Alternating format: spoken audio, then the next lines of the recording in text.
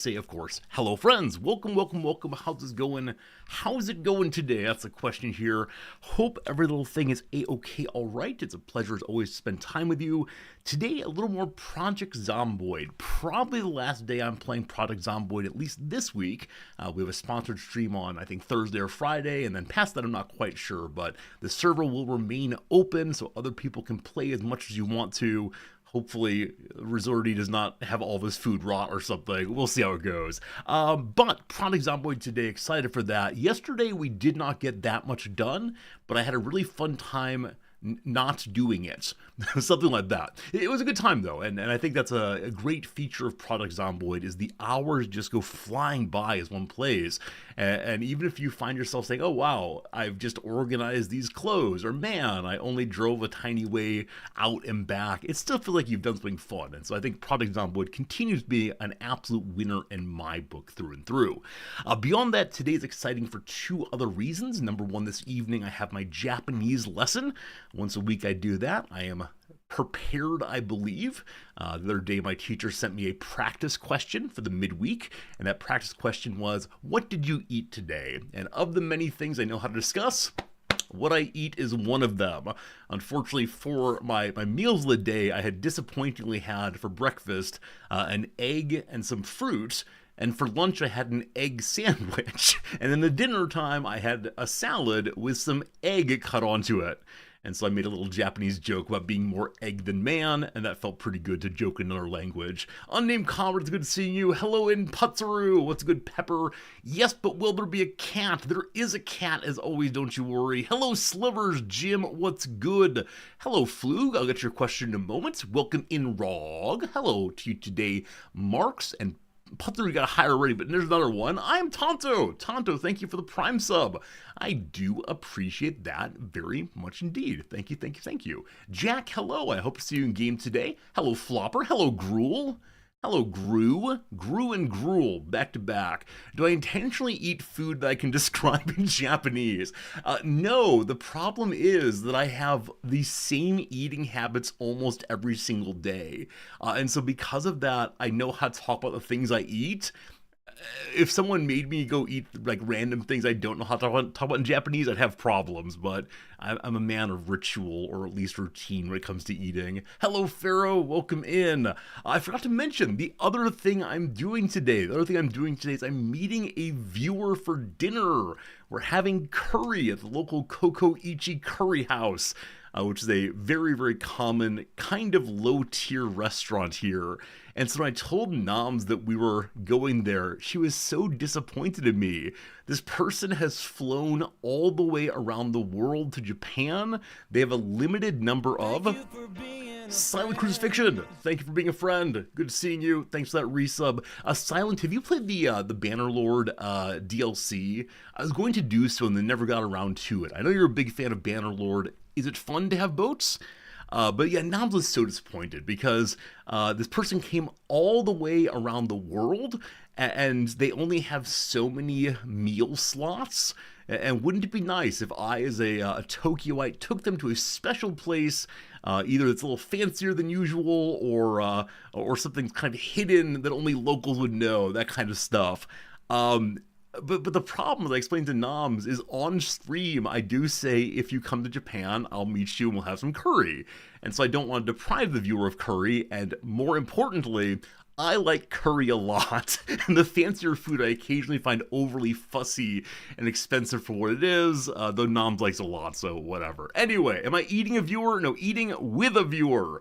If I end up eating the viewer, we got real problems. I think it's illegal here for sure. Yes, I think I'm the same way on the Bannerlord DLC. Maybe someday.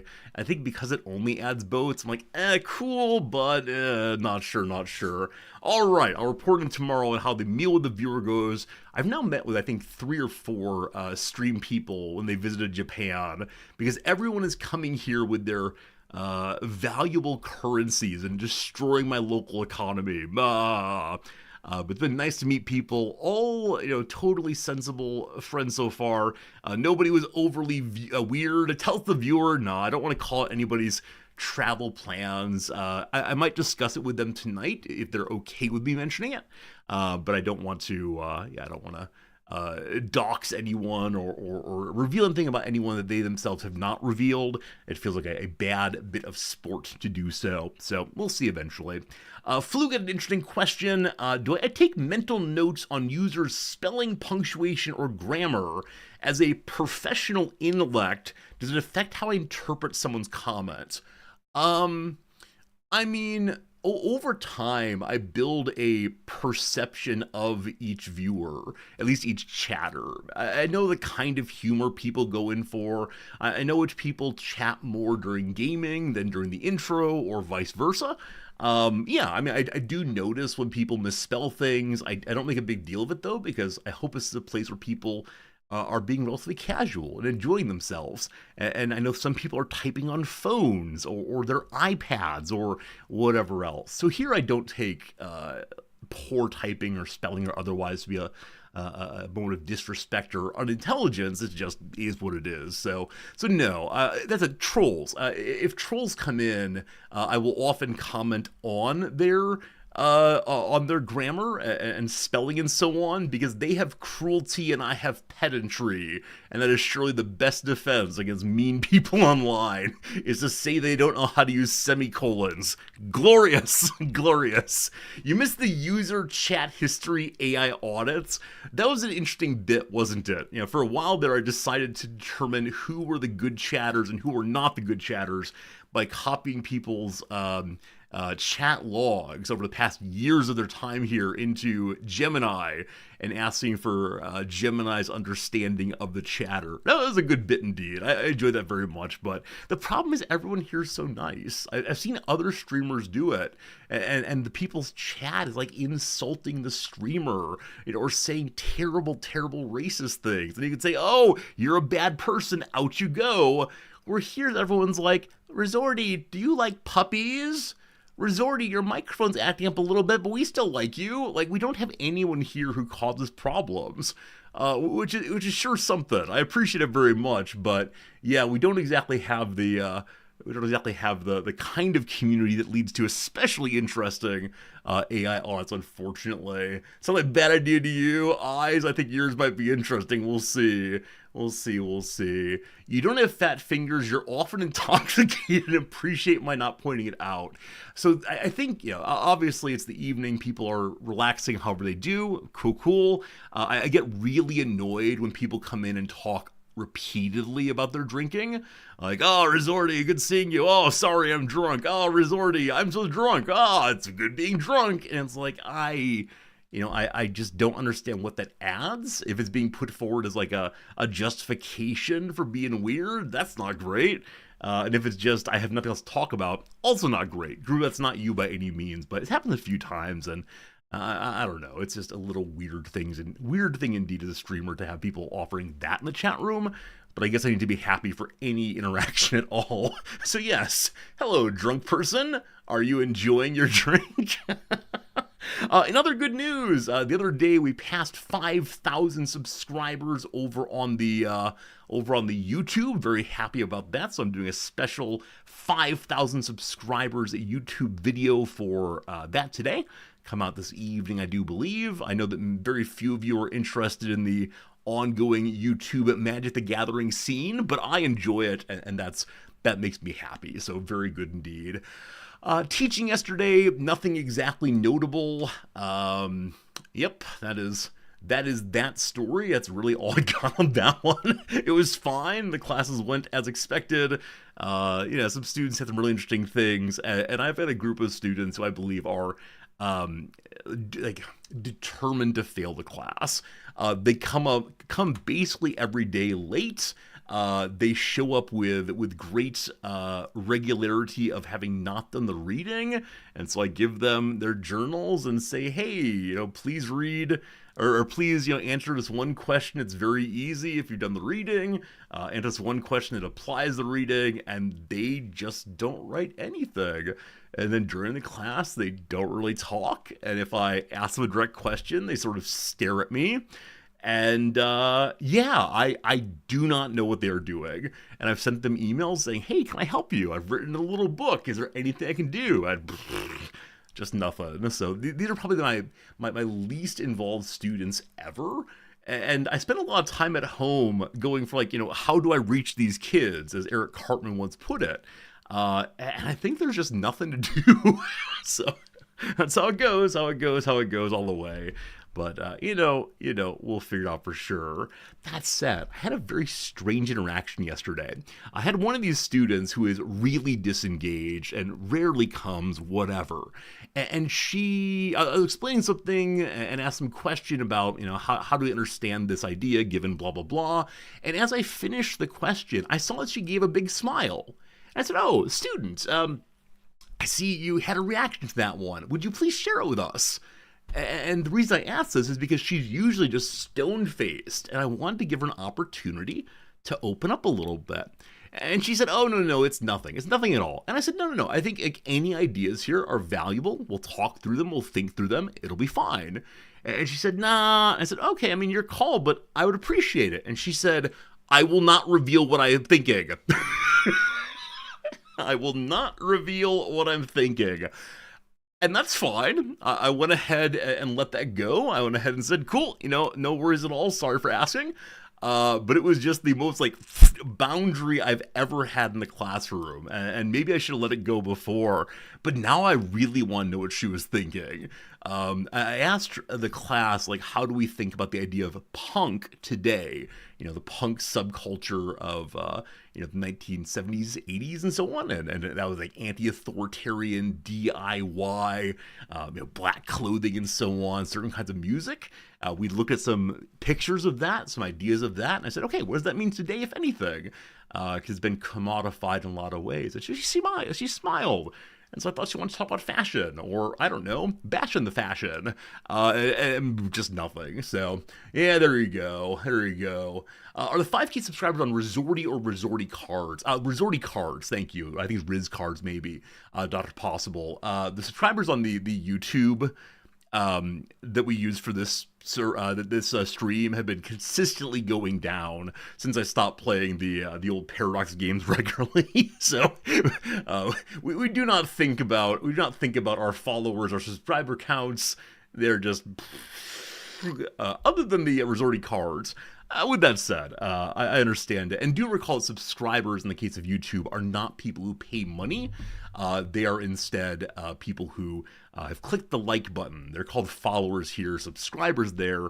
And I'll mention I still have not made a single penny off of YouTube, even though I've put up quite a few videos, but YouTube says, nope, none of these are worthy of being monetized. And that's fine. We have a good time regardless. Keep talking while I can. Yeah, there's a slight issue in the background, which is overnight a new release of the unstable branch of Project Zomboid came out. And so everything has changed. And some bugs have been fixed, and some new elements have been added to the game. And so because of that, people are working on the server. Pharaoh's working on the server and figuring it out so that we're able to play on stream. Pharaoh says, all fine here. I'll believe you. Don't you worry. I can still talk for a very long time. As you know, I can fill time endlessly, so... I hope we get to play Project Zomboid today, but if it's not possible, that's okay. And this, of course, is the trouble of playing on the unstable branch. It is unstable, and there are genuinely no promises at all that the game will work from update to update. If you want to be able to play from update to update, you need to go ahead and play on the stable branch. We made our choices. We'll see how it goes. But Pharaoh, thank you for working on that. I do appreciate quite a bit. Worst case, we restart the server and say it was all a dream. I love this idea. I think actual worst case, though, is we all move our unstable branch beta back one. I believe you're able to do that. And then have the server maintain the last update also, and so we don't get the new updates, but we continue playing our game together, and that'll be fine. But like I said, I can go ahead and just continue chit-chatting for a while, and that will be great. I think I have very little else to share with you today. Yeah, that's about it all. All it is just, life as it goes, day one, or day after day after day. If any of you have things you want to share, please feel free to do so. I'm always appreciative of your stories also. I'm always appreciative when you have ideas to share, whether about gaming, what happened in the past day, things you're thinking about, hoping for, otherwise. We'll give it a moment and see if anyone wants to type anything in. If not, that's fine. We are doing the Quaker thing here. If you've ever been to a Quaker meeting, a Society of Friends meeting, this is how they run their church services. They just sit in silence until someone feels inspired to go ahead and stand up and give a little talk. They don't have a formal pastor. They don't have a formal authority structure during the meeting. They just stand and share. I will not reveal what I'm thinking. I refuse to share what I'm thinking about. Thank you. Thank you for returning me to my classroom anxiety yesterday. I don't know. You're thinking you never have to read a Thomas Paine book you found in Zomboid. Oh, did you find a Thomas Paine book? I mean, the most famous one, of course, is Common Sense. Were you reading one of his other pieces? Paine has some really interesting ideas on work and then the structure of economy. Very interesting indeed.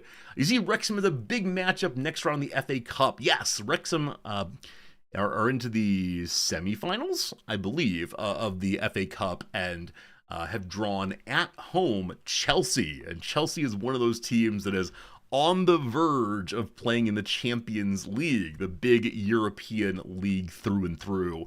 And so there's like a great hope that when Wrexham and Chelsea face off, that'll be an amazing match and very good play on both sides, hopefully. And maybe because Chelsea cares so much about winning their matches in the league, they'll put in their weaker team. They'll substitute out their best players to keep them fresh for the matches that matter a lot more. The only problem is that their B team and maybe even their C team is better than anything we've got. so we'll see how it goes. I think that's going to be a couple Saturdays from now. Should be good. I believe also tomorrow morning I have a Wrexham match. Always the best way to wake up in the morning is to watch some football while organizing my cards and so on. All right, you spent the afternoon trying to convince your GP that you weren't having a heart attack. So you went to the GP. Was this a sudden onset of chest pain, and then you said, okay, better go to the doctor, or had it been lingering for a while and you decided to go to the doctor, but you're fairly sure it's not a heart attack? Well, hopefully not. Regardless, I'm glad you went to the doctor, and I hope that the doctor was able to help you some, even if diagnosing you in a way you did not want to be diagnosed. Fair enough. What else we got here? Today you broke the hiring software for a large company you've all heard of that depends heavily on being able to hire people quickly. All right, friend. This was intentional, right? Fight the power. Okay, here's a little Fight Club moment, right? No, I'm guessing this was not what you meant to do. I hope it was not an issue that you were unable to fix. But that sounds like the kind of error that people say, why did this go into production as opposed to the beta test line? But that's terrible. I'm sorry. Also, now so curious who you're working for. Is it someone that's to hire quickly a la Uber? Some sort of gig work? I don't know.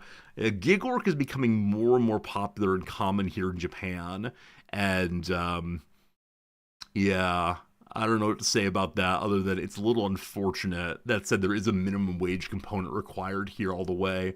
I'm just now thinking. I think about, like, gig work and computers and so on. Pepper, did I say hi to you? I always have this feeling in the opening when I'm reading off everyone's messages that I'm going to miss someone. As I'm thinking like computer stuff, Pepper's a computer guy.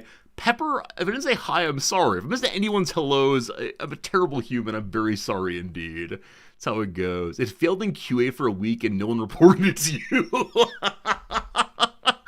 Oh, goodness. Yeah. I know people don't want their errors and troubles to go up the line of management, but at the same time, there are certain ones that need to go up at some point, if not to rectify them, then at least to stop the consequences for a while. Here's some bad news I just remembered. You'll recall that as part of beloved Nams's staying here, she just signed her new contract yesterday. As part of her staying here, she's been given a new associate provost. someone who will take care of all of the faculty affairs day to day so that noms can work on bigger projects. This person will be, doing things like promotion and hiring and discipline among the faculty and so on.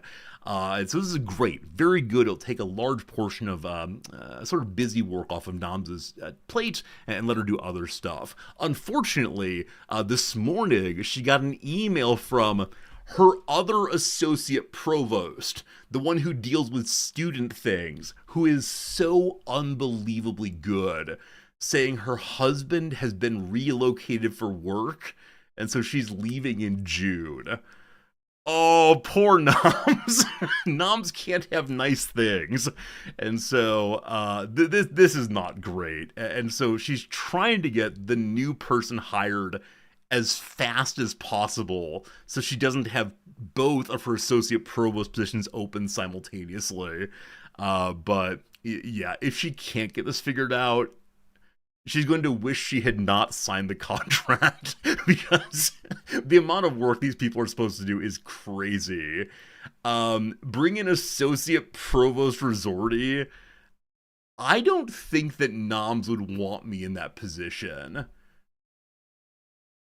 Yeah, I'm kind of a traditional activist faculty member normally.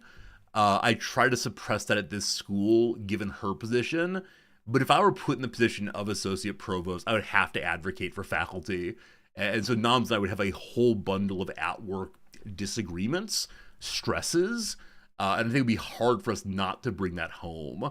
So it's how it goes. What are necessary qualifications? Let's see. I believe PhD required, though I'm not certain on that. Experience in a faculty line, including faculty supervision, successful teaching, that kind of stuff. I don't know past that. What if I'm on the student side? I hate the student side so much, Gyros. The student side associate provost is, first of all, responsible for like a lot of bureaucracy, things like registrar, important work, but not my kind of work. But more importantly, they are the, third stop, I suppose, for students who are cheating or suspected of cheating, and then also for people who are complaining about their professors. This I have no interest. And like, if Nam said, "Hey Riz, I want you to do this interim, it'd be helpful if you showed up for a while, that'd be useful."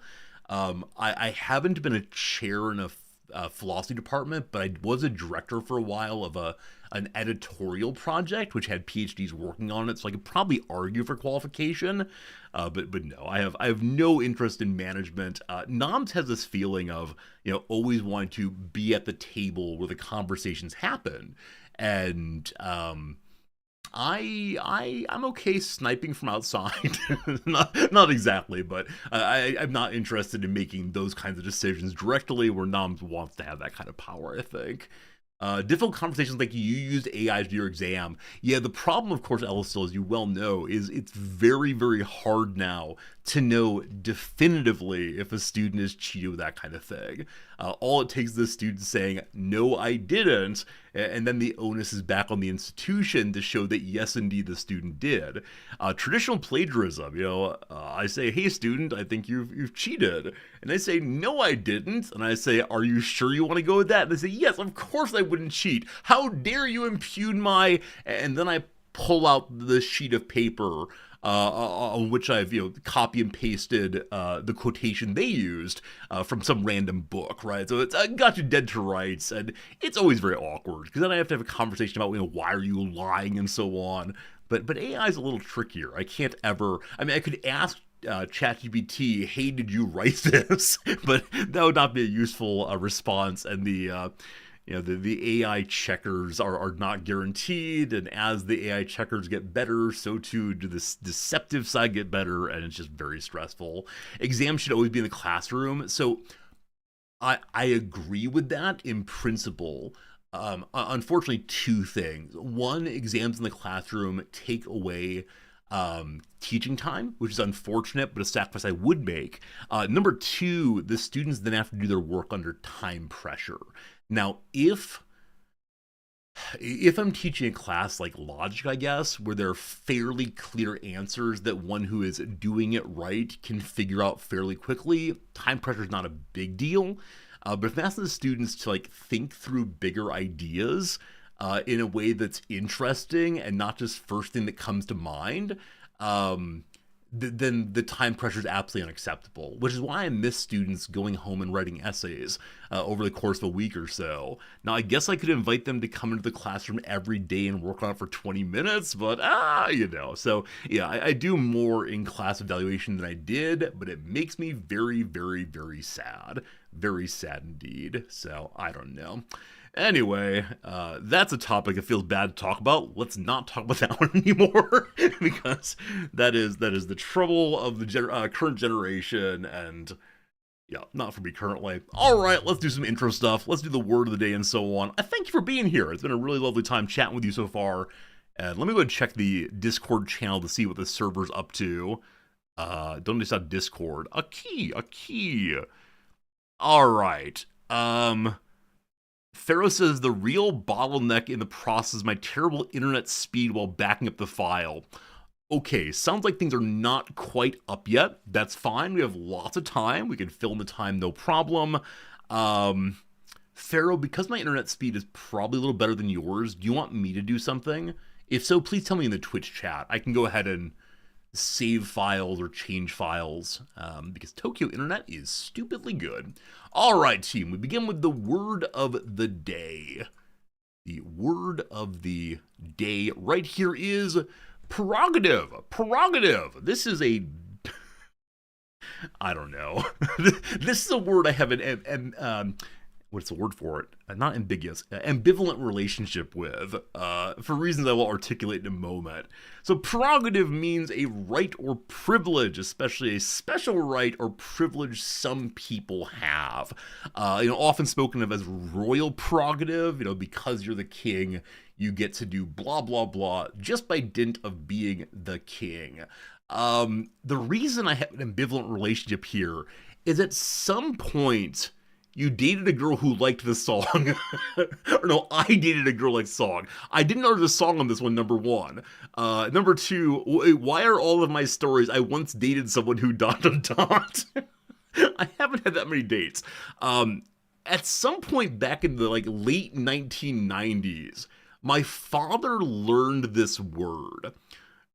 And from that point forward, for about 5 years, any time that he would disagree with me on something and I would respond to him in a way that furthered the disagreement and made clear where we disagreed, he would say, if you want to believe that, that's your prerogative. And this was a strange word coming out of my father's mouth. And I never knew where it came from, and it always shut down the conversation. Oh, that's your prerogative, which felt like a somewhat more developed version of let's agree to disagree, but it was just that phrasing every time. And so that's why I have an ambivalent relationship. I need to ask my father where he learned that word and why it came out just so often for about 5 years and then stopped. I wonder if maybe his wife asked him to stop using it or something. Regardless. Stories. Did you know in ancient Rome, voting at legal assemblies was done by group, with the majority in a group determining the vote? So they had voting on the vote of a group, a way in which you can get more representational democracy, I guess. The word for the group chosen to vote first on the issue was called a prerogativa. A noun rooted in the Latin verb rogare, to ask an assembly for a decision. When English adopted prerogative from Latin via Anglo-French in the 15th century, it took only the idea of the privilege the ancient Roman voting group enjoyed. The English word referred then, as it does now, to an exclusive or special right, power, or privilege. Often such a prerogative is tied to an office, official body, or nation. But as Bobby Brown reminded us in his 1988 song, My Prerogative, the right to live as you like, can also be referred to as a prerogative. Bobby Brown. Do I know who Bobby Brown is? Do I know the song? My Prerogative. Talking about my prerogative.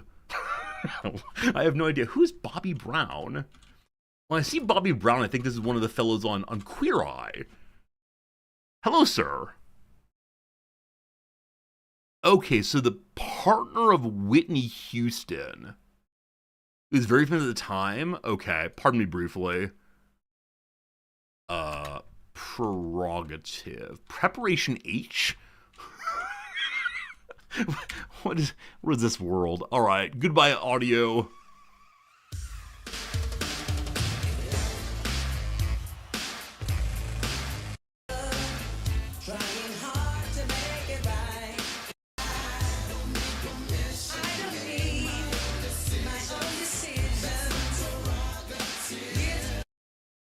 I don't think I know the song. I do not think I know the song. I believe this is the period when I was listening to DC Talk and other Christian rap music. Yeah, I don't think I know it at all, unfortunately. That's rough. That's rough. Yeah, I'm definitely using copyrighted material there. I apologize. Speaking of which, I used the music from one of the Final Fantasy games, Final Fantasy VII, in a video over on YouTube recently, and it was great fun. I loved the video. Lots of people enjoyed it. And then I got a naughty note from YouTube. I'm not allowed to use the Final Fantasy music. I don't know how Final Fantasy game streamers deal with this. It was cutscene music in particular, but because of that, the video has been taken down entirely, and I can remake it if I want to. The problem is, I think I might only have the finished file in which the audio track is the music and my voice simultaneously. And so I'd have to remake it kind of from scratch, so whatever. That said, they said it's not a copyright strike. I'm not in big trouble, only in a little trouble regardless. They get striked by YouTube? Not yet. Not yet. Not struck yet, but definitely it was taken down. So oftentimes with videos, the copyright holder will not take it down, but instead I just say, I just want all the money you make on this one. Now, because I make no money, fill in the blanks to complete a word that can refer to a right to record myself singing the theme. That's a great idea. Rights to benefits specified by law or contract. I think we know this one right away. Yeah, many people get it right away. It is indeed entitlement. Entitlement. The expectation that one ought to get something. I believe that the idea of a legal entitlement preceded the idea of someone being entitled or acting entitled. And I think it's the case that the moral valence of entitlement, namely something someone claims to deserve but doesn't deserve, is an unfortunate shift in the meaning from originally just, hey, it's the legal right for the same. A lot to say about that. Maybe some other time, though. All right, I want to play trivia. That'd be nice. I enjoy trivia. Question number 1 in the social sciences. There are 26 known copies of the Dunlop broadside, the first printing of what document? It's either the Declaration of Independence or the Magna Carta. I can't remember which one's which. I think it's the Declaration of Independence. Is that true? We good? There we go. We good indeed. We good indeed. Exactly not possible. Entitled means you shouldn't get this thing. You're not deserving of it. Really interesting change there. They found a new one last year. Wait, really? Really? New copy of Declaration of etc.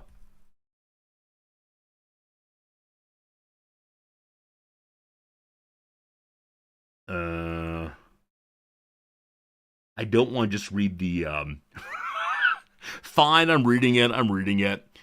So 2017 one was found, maybe.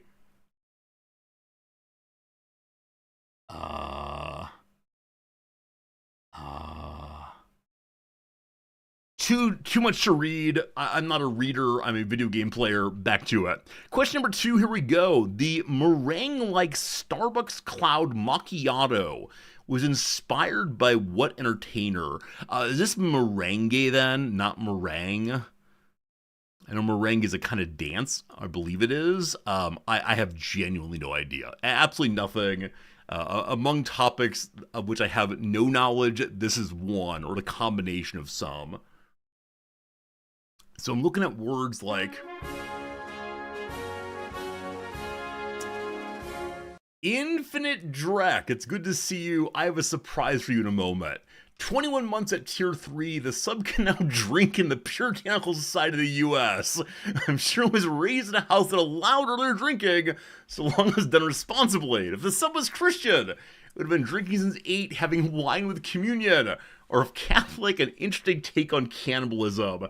My childhood church used grape juice to avoid the wine problem because they considered wine consumption to be immoral versions of drinking. So yes, wine juice and slightly stale Wonder Bread, I do believe, was my childhood communion. Nonetheless, I thank you for your generosity in the Tier 3 sub, and I'm ignoring chat still because we're in the middle of a game, but I just want to show you briefly before I forget about this, that, one moment, this will work.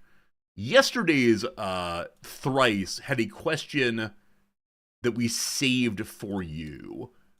Here you go. Yesterday's question was, there we go. Answer is bassoon. And I got it based on the bit there of Peter and the Wolf's grandfather. Remember that one thanks to my childhood spent listening to Patrick Stewart over and over again. There you go. Don't say we never thought of you, my friend. But again, thank you for the Tier 3 sub. It does help a bunch in keeping the bills paid and the magic cards bought. So I have no idea. I'm thinking of like some Latino person, Latina. Is this new? If it's new, it might be that. Is it Bad Bunny? Bad Baby? I wonder if it's Bad Bunny, the fellow who did the Super Bowl. I know nothing about him, or the one ridiculous name that is. Rough. The REM beauty brand has nothing to do with Michael Stipe, sadly, but rather with what former Disney star who sang Seven Rings. I have no idea. We're doing Ariana Grande because that's a name. Also, it's a size of Starbucks cup. Boom. Hey, all right. What is this Starbucks Cloud Macchiato?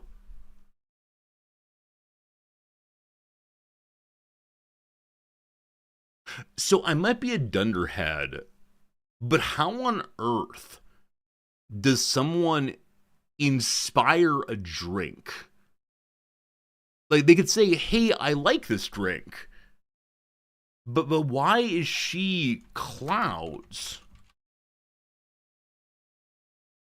Famously associated with her. Does this just mean she likes it?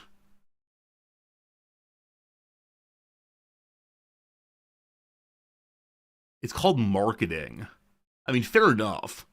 But I want to understand why. Does this drink look like this person? I mean, her teeth look very similar to these two ice cubes there.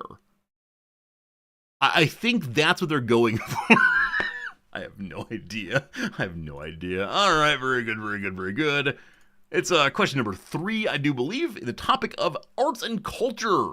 A surreptitious favor from a man named Dominique Bretadieu starts the main plot of what decorated film? I have no idea. So surreptitious favor, I think you have like some secret of some kind. This seems French, and so maybe this is something to do with Gerard Depardieu. I have no idea though. El Turtle Hermit, it's good seeing you. Thank you for the raid. Chatters, please do welcome in the Hermit fam. It is the case we're currently busy, so I can't read chat for, but it's good having you here, everybody. Tell us about your day. I have absolutely no idea. I'm going with Captain Corelli's violin. Is it violin? Maybe. All right. Before Da Vinci Code and after really, French actress Audrey Tautou was best known for the title role in what movie? Oh, is this the one that has the really creepy young woman? Like, is it Amélie? Maybe. She has like a white face, but she's not a geisha? Yeah, I don't know this at all. Hello, Turtle viewers. Good seeing you. So I only know, yeah. Okay, so, yeah, why? Have any of you seen this? Hello, Kutai. How's it going? What were you all doing on stream over there? She has a spoon. Is this movie worth watching? I think it's like mischievousness. You love when it came out. Okay. I mean, I should be watching more French films, obviously. They are the height of the height of cocktail party talk. Yeah, were her skin not mime-like here, I'd be more curious. You adore the film. You very much enjoyed the film. All right, many of you are saying you would recommend this film. I'll put it on the list of films that Noms and I should watch. She'll change your life. So, the era when this came out was an era in which there was a lot of discussion of manic pixie dream girls. Dr. Possible just said it also. So is this the kind of like possibly undiagnosed person who's like, woo, let me show you the best time of your life. I hate you. Like this kind of thing? Or is it not that in this film? Because I think when I see the she'll change your life and the mischievousness, that's what comes to mind. The thought that all I need to fix myself is some crazy young woman who will get me out of my depression. I don't know. But if it's worth watching, it's worth watching. I'm glad I got 2 points on that one. Thank goodness indeed. Question 4, here we go. Science and Nature. Weirdly, a U.S. diplomat is the namesake of what big red flower that grows in Mexico? That is weird. Big red flower that grows in Mexico. So this is a topic I don't know much about either. Aren't poinsettias big and red? They might be white. I'm not sure, but poinsettia.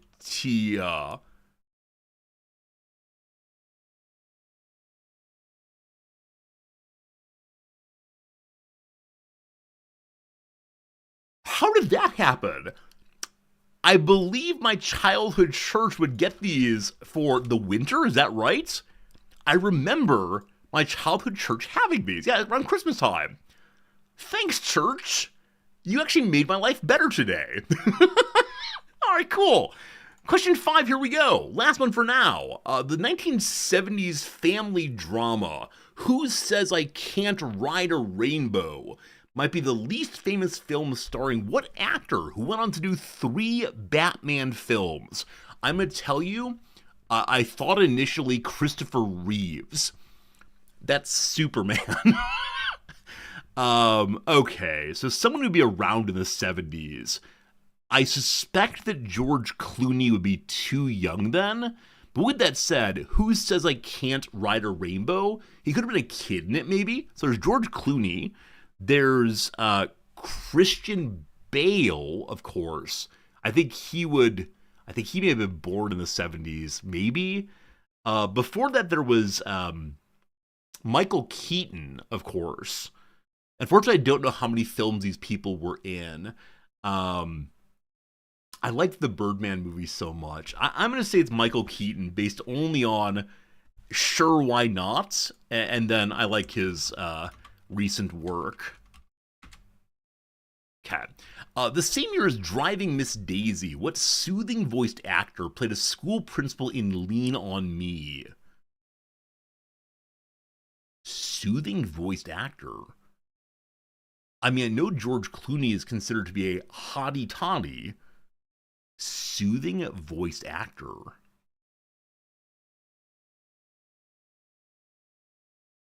I'm putting George Clooney in, but I honestly don't know at this point. Okay. March of the Penguins and The Shawshank Redemption were narrated by what actor whose voice is now reading the question in my head?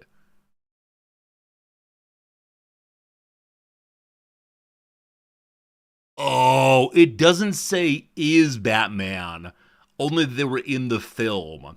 So I would have gotten it here if I realized that. It's Morgan Freeman. So for a very brief moment, I thought I'd missed Morgan Freeman in like Black Batman. That would have been amazing. But yeah, he plays what, Lucian or Lucius or something? The Christian Bale Batman, like technology hero.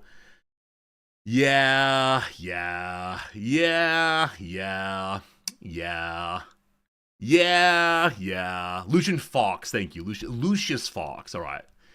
That's unfortunate. Yeah, I definitely would have gotten it here had I not been baited. Regardless, 11 points today. Could have been 12. Definitely that poinsettia one came out of nowhere. We're still over 2 on arts and culture, 2.12. Roughly an average day for most folks. Did everyone else get tricked like I got tricked? No. No. Yeah, just poor reading skills there for sure. Poinsettia, most people got in 2 if they got it. Emily, most people got the same point I did. Probably based solely on what French films with women do we know? Ariana Grande. The marketing did not work on them either.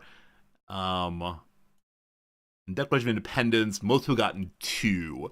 So I wonder if this is people guessing Magna Carta or just not knowing at all what it might be. All right, cool.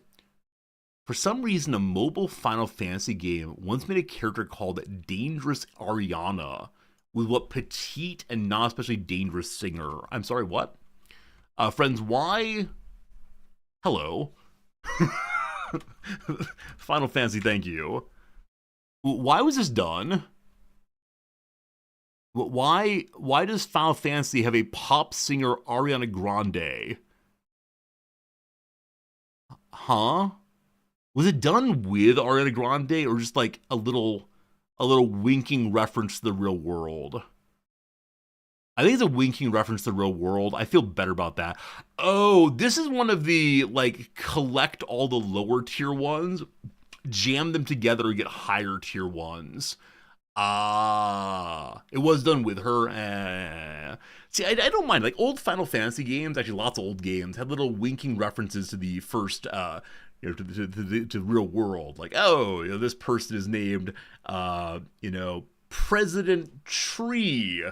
Winky face during the Bush years and so on. They did say collaboration in the first paragraph. I just missed it.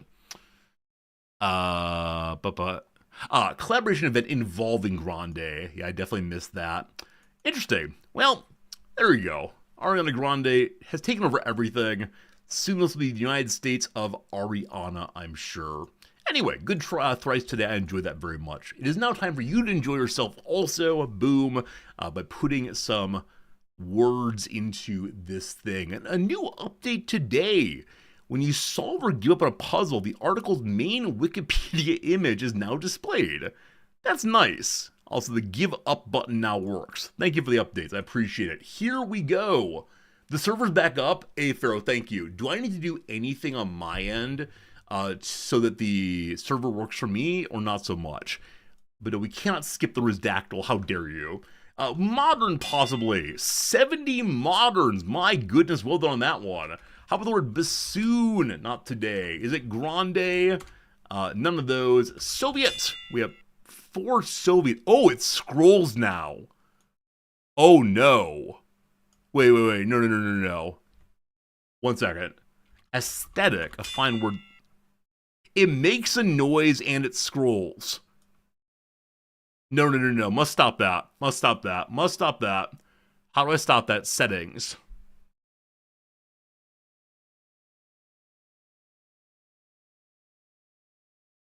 Automatically scroll no, sound no. Whew. You like the scroll? If you're playing solo, the scroll makes a lot of sense. Just we don't look at the place the word came in or the game gets too easy for us.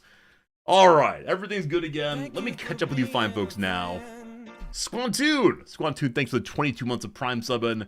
You've been doing that all the way through. Thank you for pushing that button once a month. Very kind to you.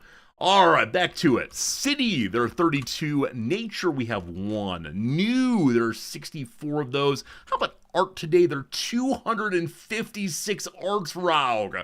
Why didn't you bet any money? I mean, great. Pop, there are no pops. Force, there are none. Architecture, there are 45 of those. How about boo? No boos. Is it Pittsburgh, possibly? No Pittsburghs today. Type, We have 2. Brutalism, we have none. How about the word century? 12 of those. Deco, there you go. Art Deco. And look at that. Look at that, friends. That is the pretty picture on top there. Top Art Deco is that building, which is the Empire State Building? Question. I have no idea what it is. Art Deco, short for the French Ars Décoratifs, is a style of visual arts, architecture, and prompt design that first appeared in Paris in the 1910s, just before World War I, and flourished internationally during the 1920s to early 1930s. Through styling and design of the exterior and interior of anything from large structures to small objects, including clothing, fashion, and jewelry. Art Deco has influenced buildings from skyscrapers to cinemas, bridges, ocean liners, trains, cars, trucks, buses, furniture, and everyday items, including radios and vacuum cleaners. I'm sorry, what? Did we like this one? Give me a 1 if we liked this one, a 2 if we did not, so that I might give feedback to our AI puzzle master. Art Deco. Huh. Okay. If you say so. I don't know enough about Art Deco to call these Art Deco, but fair. Let's look at some Art Deco things. Oh, it was the Chrysler Building. I guess the vacuum cleaner is a cylinder, which is kind of like an arch there. It is very Bioshocky, I agree. I don't understand why the vacuum cleaners are Art Deco, but very well. Glad to have learned it. Most of you like it. Very good indeed. What made this puzzle fun? See, liking it and it being fun are not one and the same. Always good to see artistic elements. We like, I don't know, learning about elements of the life of the mind. Thanks, Chat GPT. Very good. All right. Did we learn anything today? I learned that it could influence vacuum cleaners. I still want to suggest a bit of nonsense, but if you say so, video game, all good with me. Friends, welcome back to Big Resorty. It is time to play my favorite game, which is the Rizdactyl. I'm going to go ahead and see how many submissions we have in queue right now. Last time I looked, we were closing in on 400, I believe. Where are we today? I have too many windows open. I have them open for videos working on. There we go. I found it finally. We now have in the queue, drum roll please, 404. The number just keeps going up. Can't stop, won't stop. Let's go and play a random one to get started. Sure. Shadow Avatar, this is yours. It's a fine one. I thank you for a good submission. Friends, on my screen right now, I have a Wikipedia page, blah, blah, blah, blah, blah. Ask some questions. Here we go. Good luck. It is CK3. It is not CK3, no. 404, we can't find the redactyl. That's funny. 404 not found, I love it. Is it an animal? No. Could its appearance be described as Art Deco? I guess one could make it Art Deco, sure. Is it a person? No. Is it a place? No. Is it related to the bassoon? Only indirectly at most. No, not that kind of thing. Is it tangible? It is tangible. Yep. Is it an air corridor? That's a road. No. Is it about roads? It is not about roads to the best of my knowledge. Have Starbucks named a drink after this? I don't believe so. Is it the Quakers? No. Does it fit in a bread box? It could. Is it fictional? Nope, it's a real thing out there. Absolutely. Non-fictional, part of reality. Does it have a prerogative? I don't believe there's a prerogative at all. But that's your prerogative to ask that question. What else could it be? Do I have it in my house? I do have it in my house, yes. Yes, I do. Is it unique? It is not unique, no. Not unique at all. Does it have a pejorative? Probably not, no. I mean, I could make up an insult for anything, but not an obvious one, no.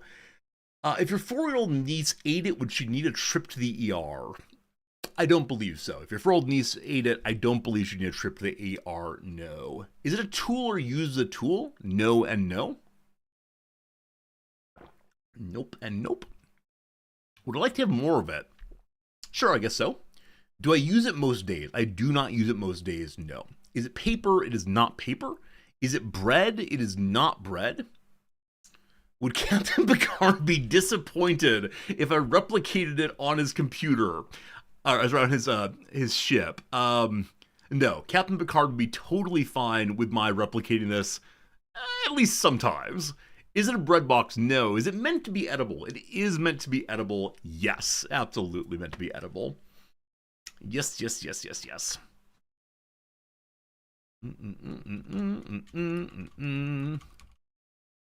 Is it candy? It is not candy. Is it eggs? It is not eggs. No. In a cartoon where it was anthropomorphized, would I befriend it? Probably. Yeah, I could see myself being friends with this thing, no problem. Is it a gummy? No. Would a vegan eat it? There are vegan versions of this, yes. Is it a plant? No. Is it a dish? No. Is it mass produced? Yes. Was it ever alive? Parts of it could be. Is it coffee creamer? No. Is it cold? Earl Grey? Picard be so disappointed with that. No. Is it a brand? It is not a brand. No. It is not a brand. I guarantee. Is it soy sauce? It is not soy sauce. No. Are you stereotyping what I have in my Japanese house? Do you keep it in the fridge? I do not keep it in the fridge. Is it bread? It's not. Is it sweet? It's not sweet normally. I guess it could be, but not under normal conditions, no. Is its consumption more likely during certain times of the year? I don't believe so, at least not in a way I know of, obviously. Is it a chocolate? No. Is it typically Japanese? No. Would it be considered a main course? Yes. Is it garam masala? No. Is it best served hot? I think so, yes. Is it a spice? No. Does it have a slogan associated with it? Not that I know of, but I can try to work on some rhymes here. Did it originate in Europe? Yes. Is it hamburger helper? No. Is it Diet Cola? Flat. Room temperature? It is not.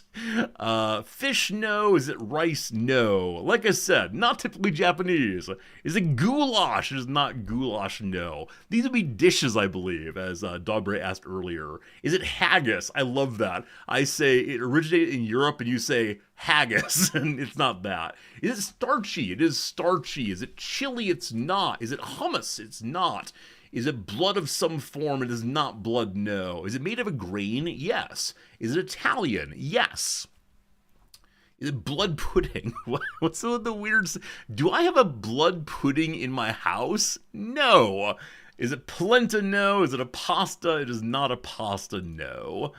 Is it spaghetti? It's not spaghetti. Is it a pizza? There you go, indeed, Sir Me of Neptune. Well done. 'Tis a pizza. Shadow Avatar, a really nice submission. Through and through. We do have a frozen pizza upstairs right now. As I said, there are vegan pizzas out there that use, I believe, soy-based cheeses, but I might be wrong on that one right now. And they're fine. They're all very fine. But there you go. The humble pizza, which, if I didn't have plans to go to dinner with one of you, I would certainly warm up the frozen pizza. You think it's a dish, actually? Oh, it's an Italian dish. So I thought dishes require being cooked in a dish. I think of the word dish to refer to like a casserole, or what was the question? Is it a dish? Huh. Huh. What is a dish in food? Specific food preparation, distinct article, or variety of food. I apologize. It is a dish. It is a dish. I wonder if this is a Midwesternism or if I'm just wrong. Because this seems to suggest that anything that one cooks at all, or like even puts together at all, is a dish. Like if I cook an egg, it becomes a dish? You think of entrees as dishes. It feels so strange to me to call pizza an entree. Like, I guess it is. I said it was not bread. Okay. So it says it's dough. It does not say it's bread. It is a flatbread, allegedly. A flatbread. Okay.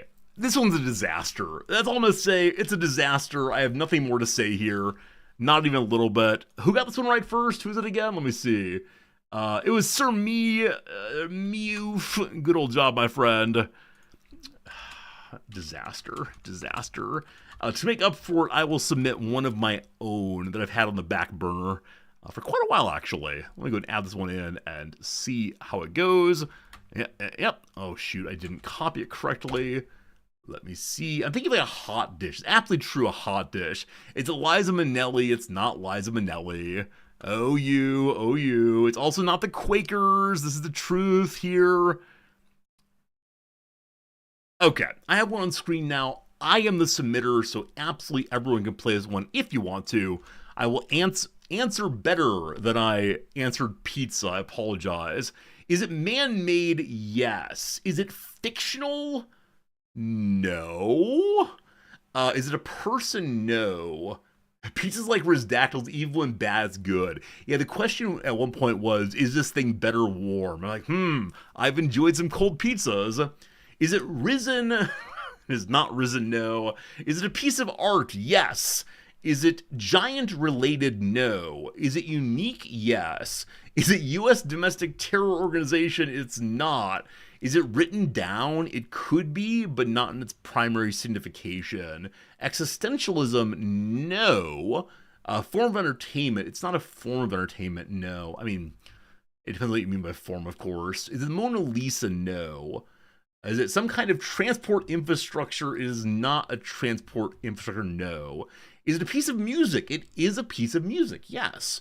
Is it Italian? It's not Italian. Is it meant to be edible art? It is not meant to be edible art. Was it made after 1945? It was made after 1945, yes. Is it a paint? It's not a paint. Did it exist before 1850? No. Do you put a pineapple on it? Not normally, no. Is it opera? It is not opera. Is it Bye Bye Bye by the Backstreet Boys? It is not Bye Bye Bye by the Backstreet Boys. Is it in English? It is indeed in English, yes. Is it Never Gonna Give You Up by Rick Astley? It is not Never Gonna Give You Up by Rick Astley. That said, there was a recent cover he did of Pink Pony Club that he uploaded to YouTube. I spent more time with this song Pink Pony Club in the past month or so than I ever thought I would. And every time I listen to it, I'm trying to understand more of the song because I want to offer a critique of it. But I remember every time, the first time I talked on stream, one of our fair viewers said, just let the lesbians have fun. And this rattles around in here. Is it a Godfather song? No. Is it Ariana Grande song about clouds? No. Is it an ad for an Ariana Grande song? No. Is it Eleanor Digby or Rigby? No. Is it made during or after year 2000? No. Is it a pop song? Yeah, I guess so. Has it been used as a theme for a TV show? I have no idea. The word television does not appear in the article. Is it from an American? Yes. Is it rugby? It is not rugby. Is it a sin? It is not a sin. I would not think of sin when I think of this song, no. Is my submission a sin? It might be, we'll see. Is it We Are the Champions? No. Is it from the 1980s? No. Would the artist be described as a one-hit wonder? No. Is it from a solo artist? Yes, it is from a solo artist. Is it a national anthem? It is not. Is it from a male singer? It is a male singer, yes. Is it from the king of pop? It is not. Is the song longer than 5 minutes? It is not, I'm fairly sure. It is not longer than 5 minutes. Is it Spanish Flea? It is not Spanish Flea. It is not Spanish Flea at all. I will say the majority, not the majority, at least a large portion of you all know this song. This is not super niche by any means. I'm not trying to trick anybody here.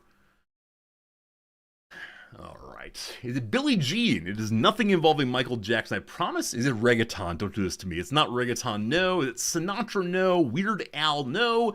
Is it composed by Justin Timberlake? Who actually did the writing in that group? I didn't realize that Timberlake was a writer, but no. Is it a male songwriter? Yes. Was it first introduced in a play? No. On the radio, would this be played on a classic rock station? Maybe? It's kind of cuspy in that way. Is it Brown Eyed Girl? Oh, the songs I want to sing and listen to now, but no. No, it's not that. What do we know so far? Does the song appear on the soundtrack for any of the Guardians of the Galaxy film? Huh. I don't think so. But I wouldn't be surprised if it were on the soundtrack to Guardians of the Galaxy.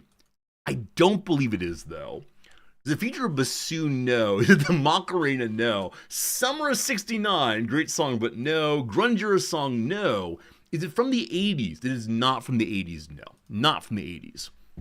Is it Purple Rain? It's not Purple Rain. Born in the USA? No. That said, the thing was born in the USA. Is this a song that everyone would sing together when the bar closes? Sure. I can imagine this being a group song at a bar. In fact, I've taken part in this as a group song at a bar, now that I think about it. Absolutely. This is one, if it's on a jukebox, you will hear singing from many people. Would the average American teenager know this song today? No. Is it Piano Man? No. Is it Buddy Holly? No. Everlong? No. Is it from the 2010s? It's not from the 2010s. Is it The Boys Are Back in Town? No. Is it Closing Time? No. Is it from the 1970s? It is from the 1970s, yes. Is it You Never Even Call Me By My Name? Oh, it's a great song, especially the new verse added at the end. No. Tiny Dancer? No. Tub Thumping? No. Is it from the 90s? No, it is indeed the 70s, I guarantee. Is it Elton John? It's not. American Pie? No. Sweet Caroline? Bump Bump? No. Superstition? No. Freebird? No. Is it John Jovi? It is not Bon Jovi? No. Last Dance? No. Is it a John Denver song? Yes, it is a John Denver song. Is it Billy Joel? No. Is it Southern Man? No. Oh, you're real close. Take Me Home, Country Roads. It's a Rhodes gun. I did a Rhodes one. First one to get it in was Unnamed Comet with Take Me Home, and then Nooster got in Country Roads. Very good to you all. Very good to you all. If you don't know the song, it is a delight. When Noms and I were driving across the country, we definitely went into West Virginia and proceeded to play this on repeat for a long time. All right, very good, very good. Always fun to submit one for you all. Well done indeed. Rock Smasher got it first with Take Me Home. Oh, so you did. They came in more or less simultaneously. Now that I look more closely, Rock Smasher did get that first. I apologize for my bad vision, maybe? I don't know. I want to blame anything other than me. But, alright, good job indeed, Rock Smasher, on the points there. Okay, let's go ahead and do one submitted today, and then we'll play some Project Zomboid for sure. Alright, to the bottom we go. Oh, that's really interesting. Obvious Plant, these are good. I mean, a lot of good ones here. How do I even choose among them?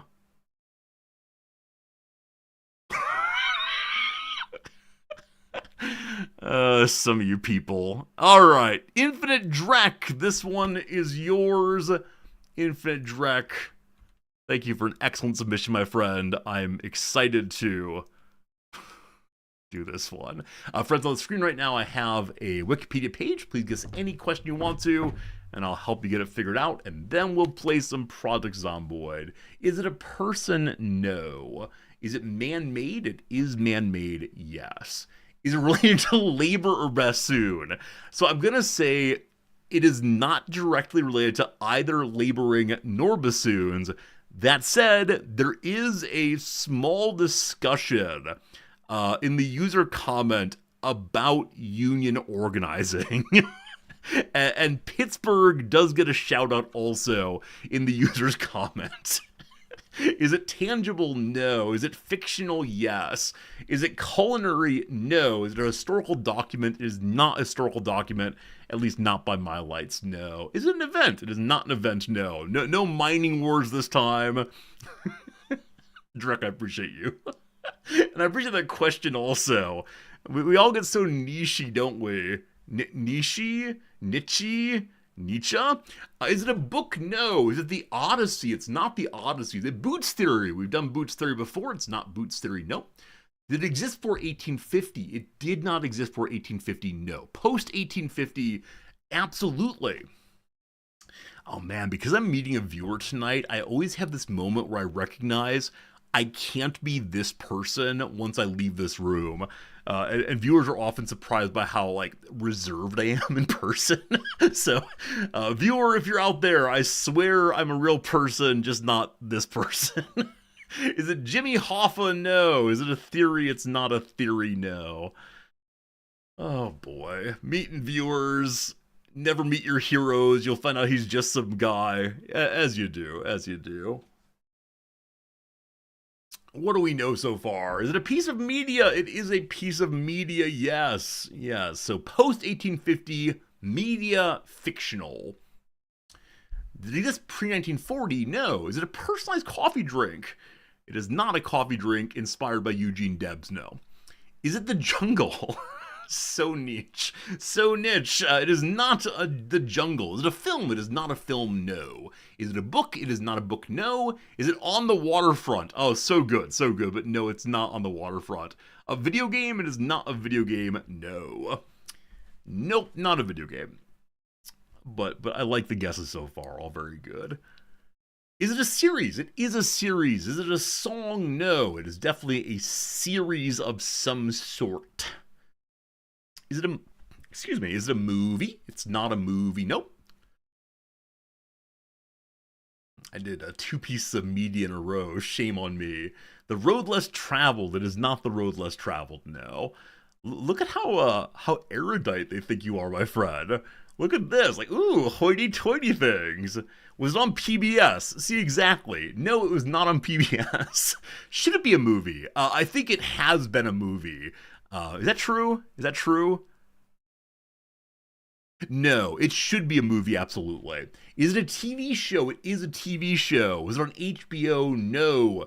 Is it a modest proposal? It is not a modest proposal, no. Is it a Star Trek? It is indeed a Star Trek. Well done on that one, my friend. Good guess. I actually don't know what this was broadcast on as I scroll through. Is it a comedy? It is not a comedy, no. Is it Next Generation? It's not Next Generation, no. Encounter at Farpoint? It is not Encounter at Farpoint, no. Is it Deep Space Nine? Star Trek Deep Space Nine. Shadow Avatar in there first with that one. Allow me to go ahead and read to you the lovely comment here. From Infinite Drek. There's an excellent plot about union organizing with Lieutenant O'Brien, whose history is a bit rusty, and thinks the Molly Maguires are from Pittsburgh and not the anthracite coal region, eastern Pennsylvania instead. It was a story passed down through many generations. We like Lieutenant O'Brien very much. He and his wife, is it Keiko? Her name possibly? They do well, but apparently Lieutenant O'Brien, while organizing on the ship, misattributed something to Pittsburgh. There you go. I remembered his wife's name. It's absolutely amazing. I have no idea how I got that one. Anyway, Shadow Avatar. I think it's your second win today. Well done. Well done indeed. Shadow Avatar, big winner there. Should we go and see what the points are? You know what? The points don't really matter, but let's go and take a quick moment and look at how things have been recently on the points front, and then we'll go play some Project Zomboid straight away. So, here is what it looks like these days, starting in December the 4th. You will see line go up on library at a faster rate than solve go up. We're playing consistently 2 or 3 a day, so the most we've done in a week recently is 10. The most contributions have come from Shadow Avatar, Kaz, and Radicus. Good. At top solve right now is Unnamed Comet. Rock Smash just behind, Nooster, Radicus, Dogberry. Shadow Avatar, I think your name is in there in 2 ways. One with an underscore and one without. I'll have to find a way to put these things together if possible. Got Upper Submission game. See, this is just building up the queue. And I guess we should say, Radicus and Kaz have had the most played ones. There are currently 34 submissions from Shadow Avatar waiting. Now, this is ignoring before December 4th. We add that in. You notice that Kaz has done yeoman's work and has 44 of them waiting in there, so we got plenty saved up for the future. I thank you for the intro playing, all a good time. It is time for us now to move over to a little game called Project Zomboid. As I mentioned earlier today, Project Zomboid was having some trouble, was struggling to find an update, and beloved mod Fernanthus in the background fixed it up all the way. So apparently the server company we were using left behind files from the update. So the server's in good shape now. Fernanthus, thank you very much indeed for getting that set up all the way. Might consider randomizer per person instead of per submission. Gurnoff, I don't know what you mean with a randomizer per person. If you explain it to me, I'm very grateful. Hey, Captain Stinger, thank you for that resub. I appreciate it. Hope you're doing well. Thank you for the 1 full year of hanging out and hitting the Prime sub. So darn kind of you. It randomly selects one person and shows everything they submitted, so I can search submissions in order to see what everyone has submitted. I tend to do that only when someone has been winning too much. I want to stop their winning ways. How would I use that Rock Smasher? Because I have a random button I push. I tend to do random, one that was recently submitted, and then random again. If we don't like those, I can do it a different way possibly, but I like how it works. Oh, also, I got an email today. I'd like to show you all. Yeah. I'm showing this just so that we boo, perhaps a little bit. This screen right here, good. Wrong screen. This screen here, good. All right, so this email I received, is it gonna open correctly? It does. Turn pack openings into paid content. Are you into MTG?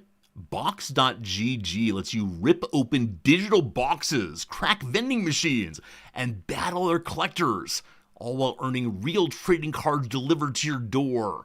I don't understand the desire to open things not with your hands. So apparently this thing where like they have the items at a store somewhere and you push a button saying like, I want to open this box. And then there's some like spin, woo, this is what you got. Like this feels more explicitly like gambling than anything else I've ever done. And look at these cool people. AJ Brown, Cam Scataboo. I have no idea. Anyway, I think I've made it enough as a Magic the Gathering content creator that they're now inviting me to do that kind of nonsense and further gamifying the entire world, as you do. All right. Elsenal has said that there's a ton of respawns because of the server update. So with that in mind, we'd be incredibly cautious that we, incredibly cautious that we do not spawn and immediately get eaten. I don't know if the base area is even safe right now.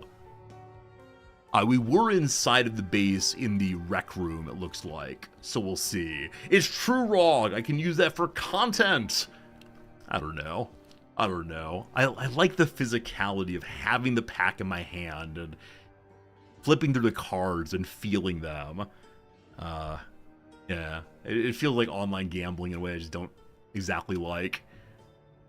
Especially because they want me to promote their system. They're going to say, hey, you can also open these at blah, blah, blah website.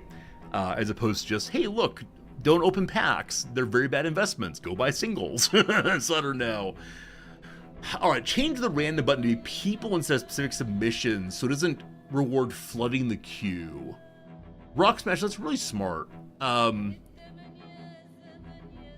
You suggested George has to gamify the random button so it costs points to push random more than once. What points would it cost me, though? I have no points. Yeah, fair, you're probably right. It's a way of, I mean, I'm not sure it's only getting rid of inventory people don't want to sell or can't sell. I think it's also saying, like, look, you have a 1 in 10 million chance of getting this amazing card. And then the other ones are, lower tier ones that are not worth the money you put in. But I'm not sure. Let me send a quick message over to George saying, hi. Let's see here. Where is George? I'm not sure George is here right now, so find conversation. Hello, George. Hi, George. Question from chat. Is it oh, there you are. You're here. Hello, George. I can talk my mouth parts. Thanks for looking into that. It'd be really interesting to see if there's a way to randomly select a viewer's name and then maybe randomly select among their choices. I don't know how complicated this gets. I know that vibe coding is great fun for you, but also a little frustrating at times. If you want to do it, cool. If not, I like how it works, though. All right, we return to the world of Inside the Base. Dr. Resorti continues his work. If the game loads. Here it comes. Okay, for a very brief moment, I didn't have anything on my body that confused me. Right. So the rec room has also become a drying room. And I think that's because it's very cold outside right now, and so we need to make sure we have, our items all staying good and warm, so we don't all freeze to death. How many people are playing right now? Looks like quite a few, actually. And if you want to, you too could be playing. Hey, Jib, good seeing you. I bet Jim is actively contributing to the cause, as they often do. Hello, Elsidol. Good seeing you. Hopefully the farming is going well today. Chicken pieces and parts. A whole chicken. So across the way, Elsidol had a very large collection of chickens and eggs, and I believe that some of them are going to be getting killed pretty soon. And sad for those, but fine for me. All good. All right. So, I'm going to go ahead and make a quick bowl of soup for myself. We also do have this giant bucket. Yesterday, I made a bucket of soup. I really enjoyed making the bucket of soup. And so I think we'll begin today by helping out by making a bucket of soup once more. Might be out of chef for a bit. Someone restarted his WoW subscription. All good, my friend. I know some people pop in and play occasionally. Some people enjoy play other games. It's totally fine. This takes too long to fill. My food's gonna burn. Yeah, it's absolutely fine. We can chef together as needed. My intention is to. I don't want to do too much chefery, but at some point I might say, hey, if you're interested in coming and helping with chefing, we sure would appreciate it. Welcome home, Grubzilla. Come play with us. Everyone come play with us. Would people put a 1 in chat if they themselves would come play with us right now if they had a copy of the game? If more than, we'll say, 4 people, so if 5 people would come play with us if they had a copy of the game, I will go ahead and do a giveaway on that. Because I'm enjoying having people come play with us. A stale egg? Someone's wasting a stale egg? What? Outrageous. Outrageous. See, now I feel bad saying, it'll be if we get 5 people, blah, blah, blah. Because Stinger wants to play. Should I do a giveaway with just one person? Feels so ridiculous. Hey, Captain Stinger, you want a copy of this game?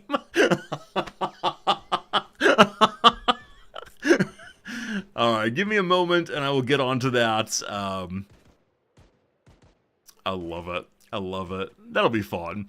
Alright, let me stand here for a moment and get myself over to the Humble Bundle store. That's where I tend to buy my games because they're easily portable. And search for, what's this game called? Project Zomboid. Fantastic. Fantastic. Alright. See if anyone's put a 1 in chat yet. Not quite yet. Not quite yet. Alright, there's the game. Delayed delivery of key. We're currently restocking keys in your region. Your key will be delivered to you as soon as it becomes available. Uh-oh. Uh-oh. Team? Is there another website? I don't know where else to buy it.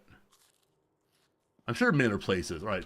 Buy Steam key Project Zomboid. Oh, some of these look pretty scammy. Buy for 60 cents. No, that's pretty scammy. Huh. Other suggestions? Buy it on Steam. So, Stinger, are we friends on Steam? That might do it. I think the reason I don't do that usually is because,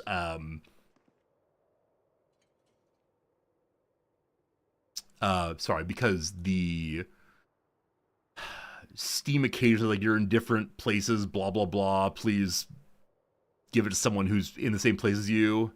So Humble Store has it, Pharaoh, but they say they are delayed because they're out of keys right now.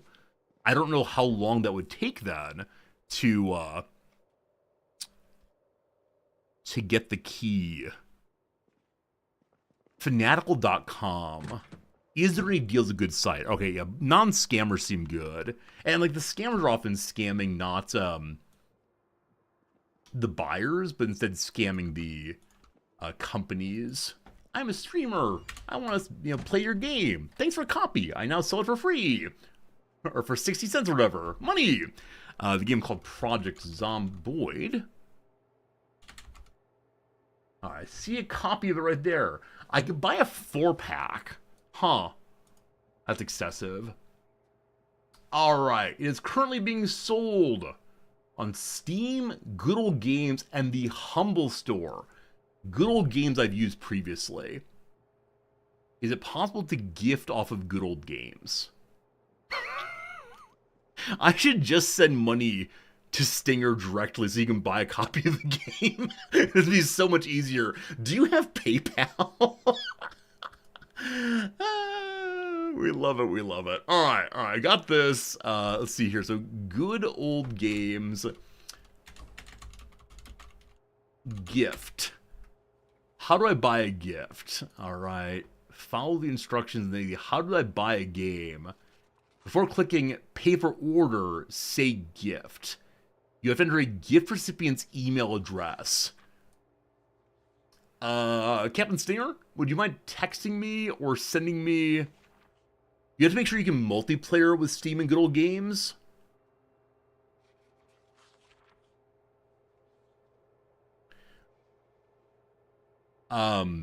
Okay. I'm buying it on Humble Bundle. Hopefully the key comes quickly. If not, I'm very sorry. I know that we have used Humble Bundle before. All good, all good. Alright, yes, pay that way, that's fine. Alright, return to the merchant, very good. Alright, Stinger, I'm going to be texting you a key Wait, redeem now? Is it available? We've run out of Steam keys. Getting more ASAP. Alright, so as of right now, we are not having a code. Don't worry, you'll buy it yourself. It's too late. I already bought a copy. I just don't have a copy, though. Regardless, friends, I'm going to get back to the good work of making a bucket of stew. Bucket of stew, indeed. I want to thank you all for being here and hanging out. And, yeah, I'm so glad someone will be able to join our channels a little bit and play with us. Other people that want to play, the game's $20. I think it's absolutely worth the time. This server will stay up for at least the next, I don't know, at least the next few weeks at the very, very least. Okay. I've worried previously about putting... It'd be so nice if I could just dump this food in. I've worried about putting in too much or too little food before. I don't know if that's actually a thing. Or if instead it's just going to be fine no matter what we put in. Fish fillet from Pockets. So we have 2 chicken fillets now. We have 1 fish fillet, I believe. Let's now add some mushrooms. Tasty, tasty. The mushroom's not showing up here, though. Why is the mushroom not showing up? Huh. Cyborkle, good seeing you. Come play with us. Okay, so the mushroom went in now. On our 3rd chop, chop, chop sound, the mushroom went in. Possibly a little bug in the setup here. It went in, though. There are skinned mice. Yeah, if you want to eat skinned mice, we do those available now. Tasty, tasty. I need to put butter into the stew, certainly. And let's put some tasty seasonings in also. Right about time to do that one. Some tasty chives also. This time I will not demand that people eat the bucket of soup. But we do like it when people come together and eat the bucket of soup. It is a community building activity. 1 more pile of butter. No more butter allowed. Okay, bucket of soup, you're ready. My character has gotten a little bored in making this stew. Where it delights me, it does not delight the character, unfortunately. Alright. You've played Project Zomboid all day and your mouse hand hurts. You need to get one of those, what are they, like ergonomic supports to stop the carpal tunnel syndrome. My wife spends a lot of time typing. I worry at some point she will need that kind of thing for herself. Alright, alright. The bucket of soup requires 10 liters of water compared to 1.5 liters in a pot. Wait, so I understand it uses a lot of water, but doesn't it then make more stew? Or does it make the same amount of stew despite using a much larger bucket? Huh. Well, that's a thing. Okay, so boredom has happened. I have a book with me, but it's a very boring book. Let me go ahead and see if I have a book here of some interest. Such a well-stocked place. These are all books set up for researching and learning skills. Okay, over here. This is it, the Upper Crust Magazine. Lovely.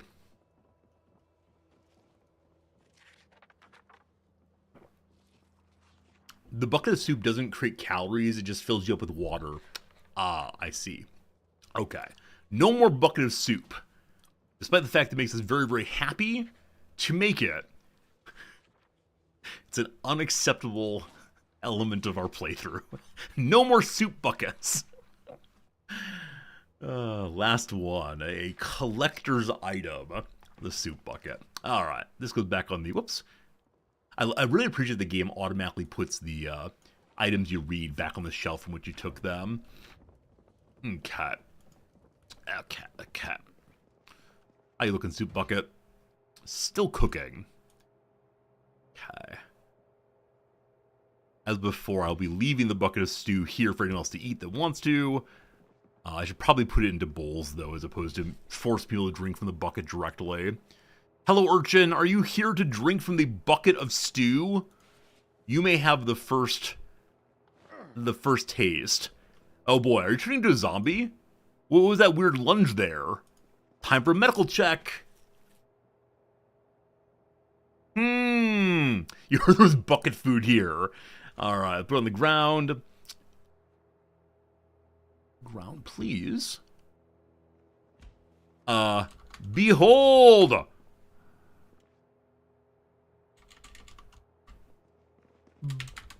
Bucket soup for all! At least the first 3 people. Dash, dash, I need some. Smiley face, okay. We are now yelling after zombie repopulation. I'm sure it's a good decision. Yes, enjoy, urchin. Did you drink all the bucket soup? No, it's on the ground still. We're good. Rog, you may next drink in the... Well, actually, I guess I'm doing it now. I picked it up. Well, very well. I will have half of what remains.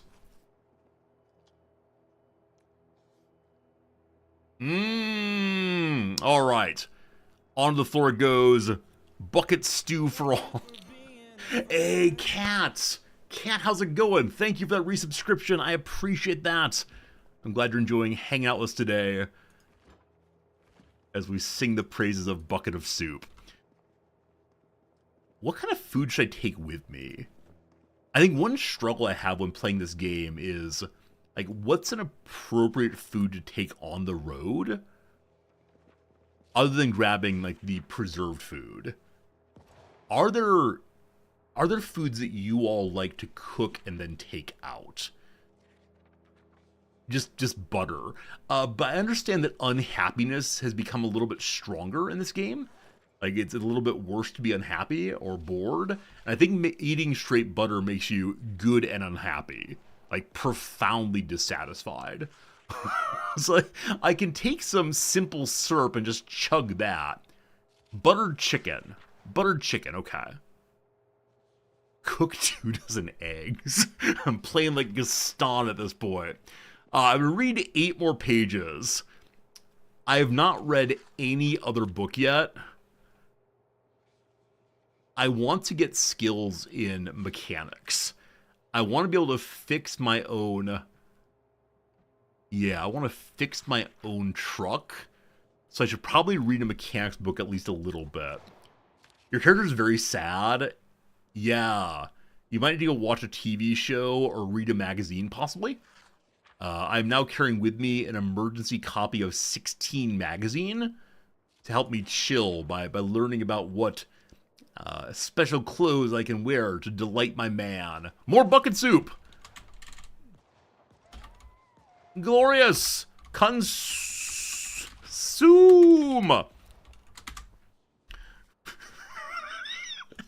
Of the many bits I've come up with during this stream, bucket soup might be the dumbest one, but also the one about which I'm happiest. Thank you for the bucket soup. That's definitely a contribution to the cause. There's some rotten eggs, unfortunately. Some of you are rotten eggs.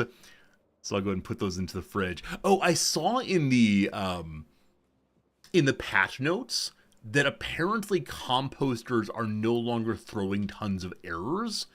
So those of you who are good at cooking, there's a fair amount of food in the trash can here that might be good in the composter again, if you want to do that, to get fertilizer to help with blah, blah, blah, blah, whatever fertilizer does. Probably farming, I guess. Something like that. Okay, so I would like to take a carton of eggs, I guess. I like the idea of them being well organized. I didn't read all of the patch notes carefully, but may I put the entire egg carton into the stove? Is it going to catch on fire? It looks like no. This is not acceptable. It does not have a cooking line. So instead, actually they are warm. Huh. They're fully uncooked though. Okay. Sounds good. You're not taking part in bucket of soup? I'm sorry, what? You just loaded a corpse. Jim, I'm sorry. I'm sorry to tell you the composter's back. We don't have to use the composter, but we can if we want to. I like to imagine these are hard-boiled eggs. I have a hard-boiled egg with breakfast every single morning, unless I forget to make or buy them. But hard-boiled eggs are so tasty. IMO. Cooked, glorious. So actually, eggs do not contribute to boredom. I would worry after a while they might do. But hey, a toaster. Wait, why is it okay to have a toaster in here, but not okay to have a hot dog machine? The hot dog machine was the greatest contribution I've ever made to this base, and people said no to it. You're full. The other water. I see someone walking very slowly outside. I don't know if they're injured or if they're just having a good time walking slowly outside. Okay.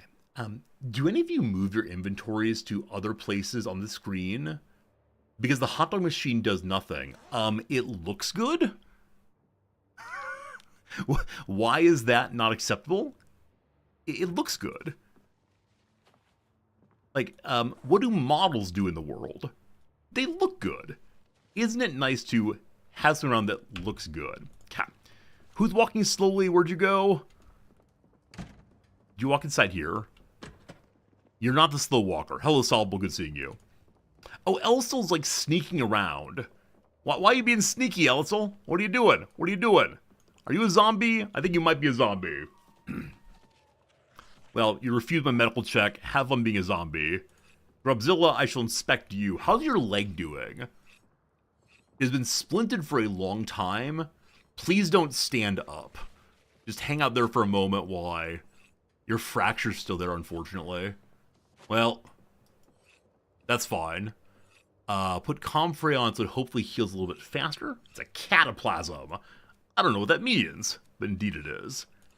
Band-Aid goes on. And then Splint goes on. Hopefully it heals a little faster, Rob. We'll see, we'll see.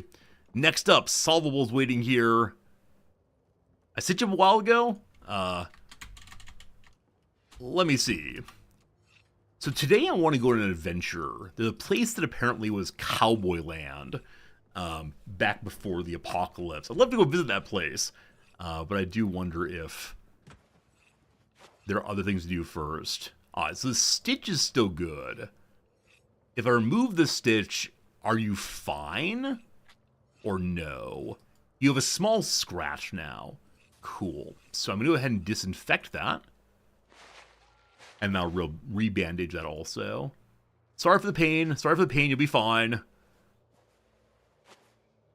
Does something help with pain? Oh, it's a medicine you have to eat. Do I have it on me? Let's see. I have ginseng for endurance. Wild garlic helps with infection. No, I don't have the thing that helps with pain. Sorry for the pain. It makes your leg stronger. Okay.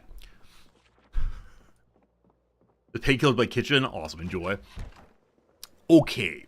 So, I would like to do some car repair work in order to get myself a little bit of mechanic skill. With that said, I should probably read a tiny bit of the mechanics book just to get a bonus to mechanics skill as we're reading along. Tool schematics. Prepare chocolate chip cookies.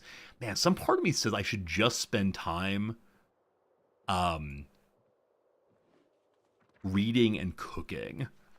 It'd be incredibly, incredibly boring on stream, I recognize.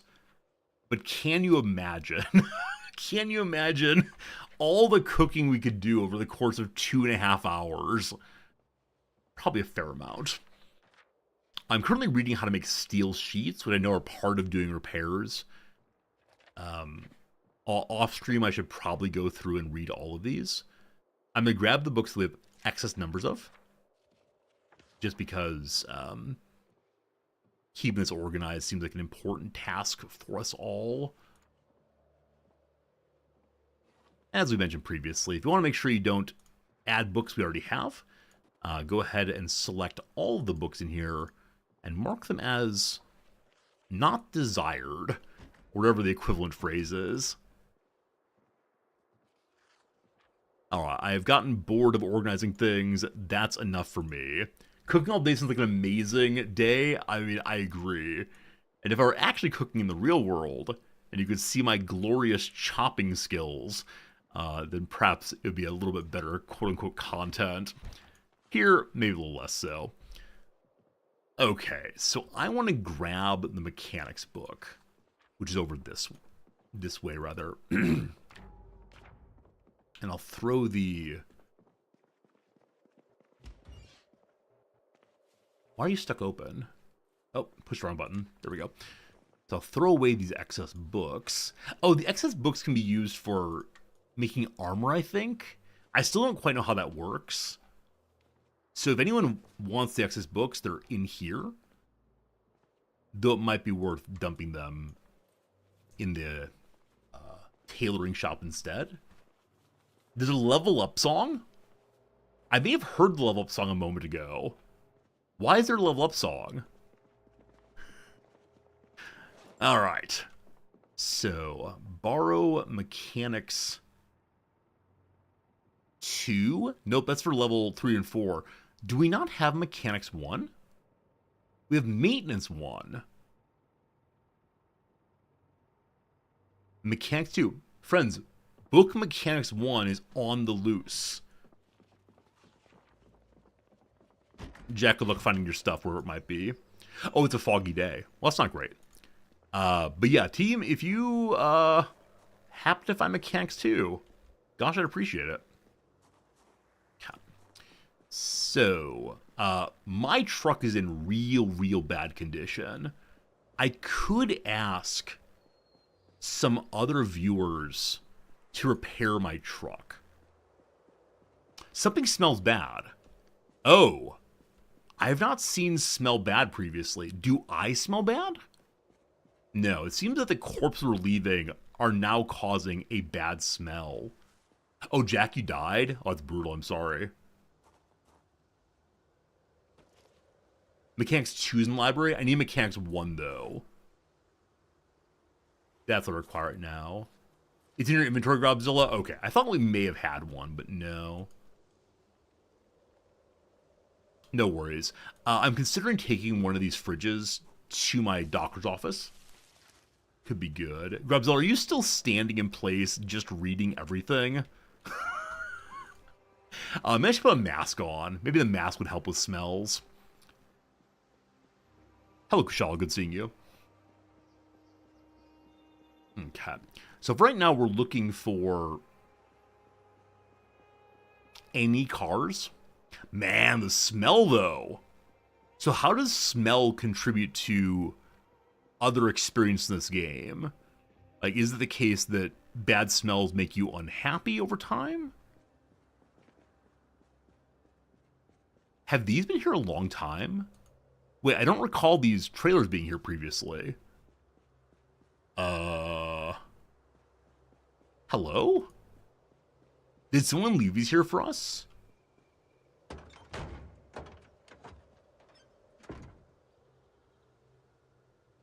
Are there animals in here? No animal. Huh. Alright, so just looking for car. Hello, car. I remember when we first started this game, I was so afraid of fog. But now that we're a little higher level, it's not so bad. Alright, car, tell me your secrets. The trailer's been there a long time. I have no idea how I missed them at all. Alright, operation number 1. Radio. I thought I heard a zombie. I believe I'm imagining things. Let's try it again. Alright, operation number 1. Remove a radio. I have a screwdriver. Thank you for the screwdriver. Radio out. Radio goes back in, please.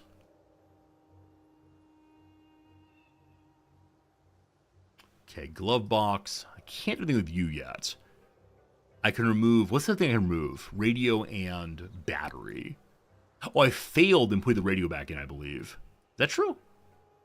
No, no. Okay, battery out. Battery back in. So now I can get points by removing the tires and putting them back on. I believe it's the case that I have a lower than guaranteed chance to remove these. I don't know if I can break the tires or if it's only a matter of failing taking them off. Maybe the lug nuts are too strong for me. Maybe I should take and use this car. Oh, you think so? I mean, I see that I can work on it perhaps more than other vehicles. The gas tank has no gas inside of it right now. So I can run back to my truck and grab the gas canister and see how that goes. But other than that, where are there problems? The hood is very low HP. That's okay. I'm used to running around with no hood at all. So I guess we can go around town looking for upgrades. Not that I know how to do anything with hoods. Wait, I thought it was a movement. I actually might be able to repair the hood. Not repair. Might be able to replace the hood with another one. If I had a wrench with me, we have a 50% chance of success. I wonder how hard it is to install. Check the engine for loudness. It's a 20. I don't know what 20 means among all possible numbers. Is it from 0 to 100 possibly? Success. What did I just do? I may have reinstalled the tire. I'm not quite sure what I've done. But I'm happy to be successful in whatever it was. The brakes are not in great condition. That's fine. How do we do brakes in this team? We run into a tree. Always the best way of going. A small car with a performance muffler is like a stealth vehicle. Do I have a performance muffler? I have a muffler. It's 78%. Wait, why am I overweight right now? Oh, it might just be having tools in hands, like the jack, for example. I'm going to put that away for right now. And then we got a little hungry, so once again, time to eat an egg. We don't even have any mustard to go with this. Oh. I do appreciate their egg graphics. That's great. Okay. So other than fuel, this thing might be drivable. It's been a hot wire already, so someone's helped us out a little bit. Yeah, it's turning over, but no fuel. So, because that car is left in a parking lot, I'm going to say it's up for grabs. The smell. I suspect it's the case that in most multiplayer servers, unless you're moving very slowly, is your leg broken? Are you overweight?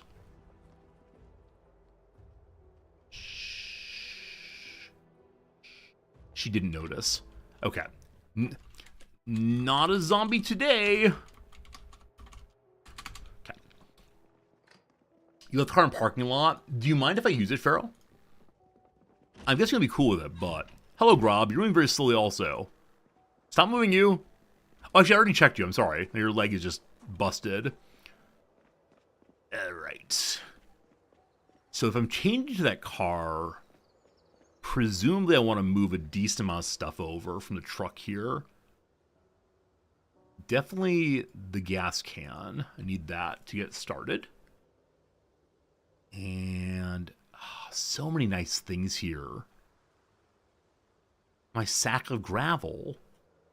Jim, if you want more hemp, it's in the back of the black truck here. You're welcome to it. My duffel bag full of treats. And a harmonica. I know I need a knife for I'm not sure what purpose, but something I'm sure. Always want to start some fires. All good, all good. Backup split. Oh, you know what? I can just drive here instead of carrying everything across the way. Who'd have thunk? Who'd have thunk? Okay. Anything else I want to grab? Not a huge deal. I mean, the Mortar and Pestle I should probably grab also. Fine. Alright. Alright. Check out the vehicle real quick. The loudness might be different. Let's check and see. Such bad shape. Engine loudness is 42. Alright, so more than double the loudness of the car. I'm glad to be a little quieter. That said, on the whole, we haven't had too much trouble avoiding Zimbos with our truck.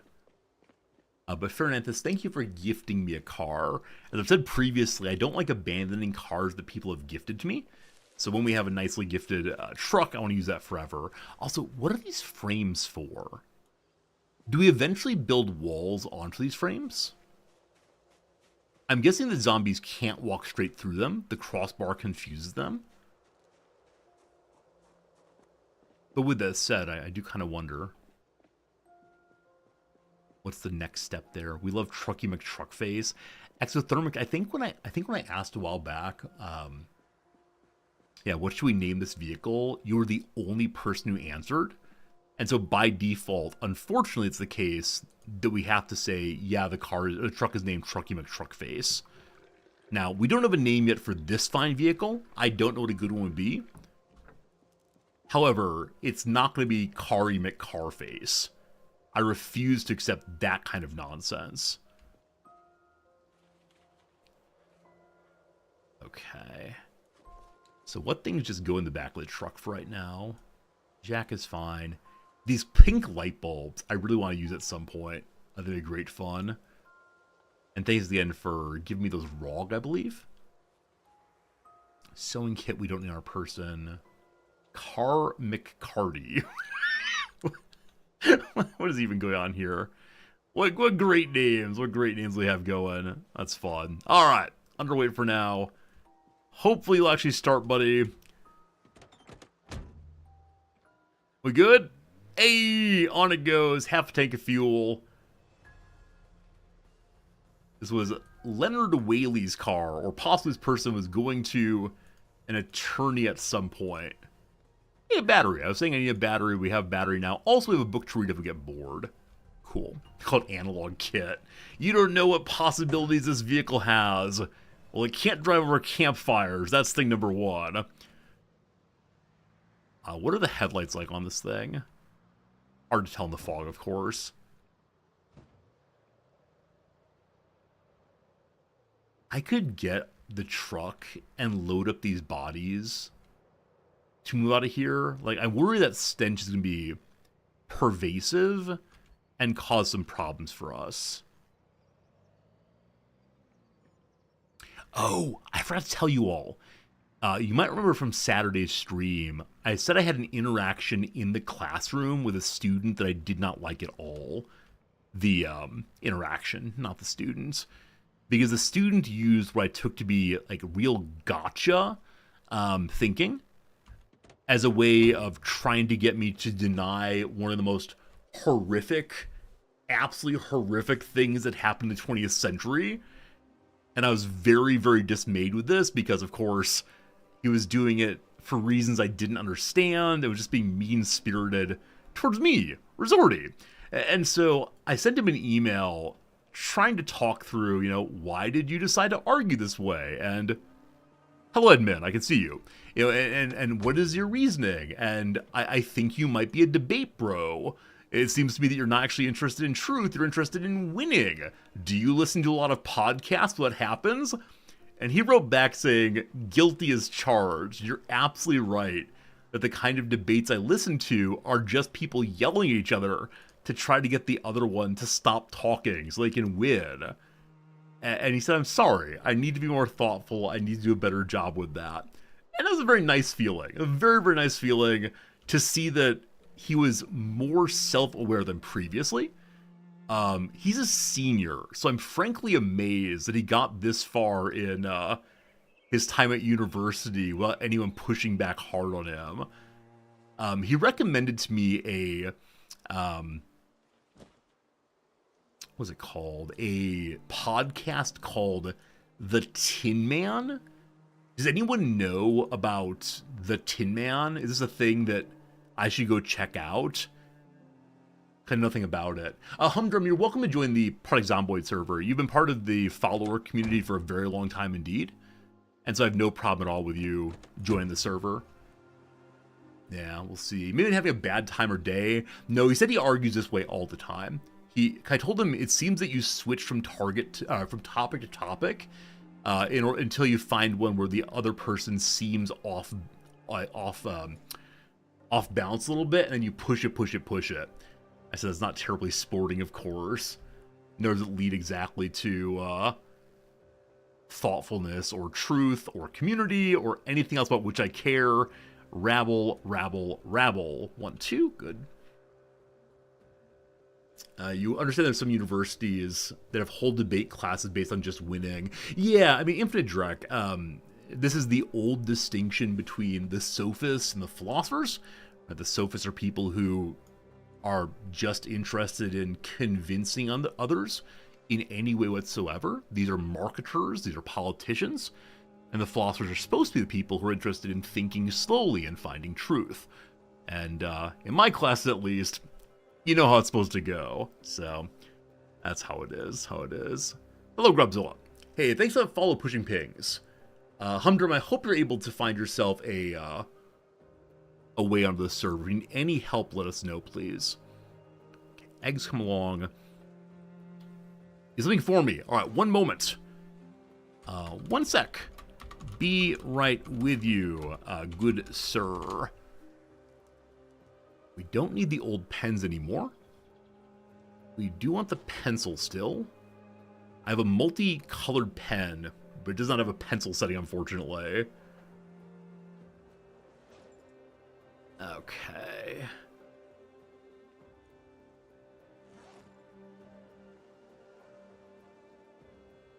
All right.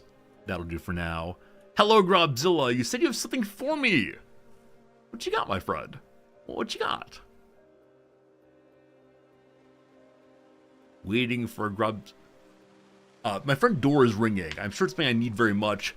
Be right back. Thank you. See you in a second.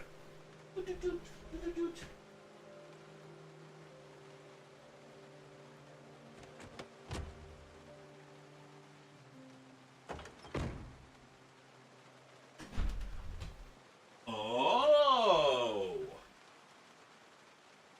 Is this what I think it is?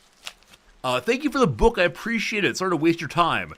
Mechanics 1 will be very, very good indeed to get me started on learning better. Thank you very much indeed, Grubzilla. Super kind of you. Am I reading now? I am. All right, one moment.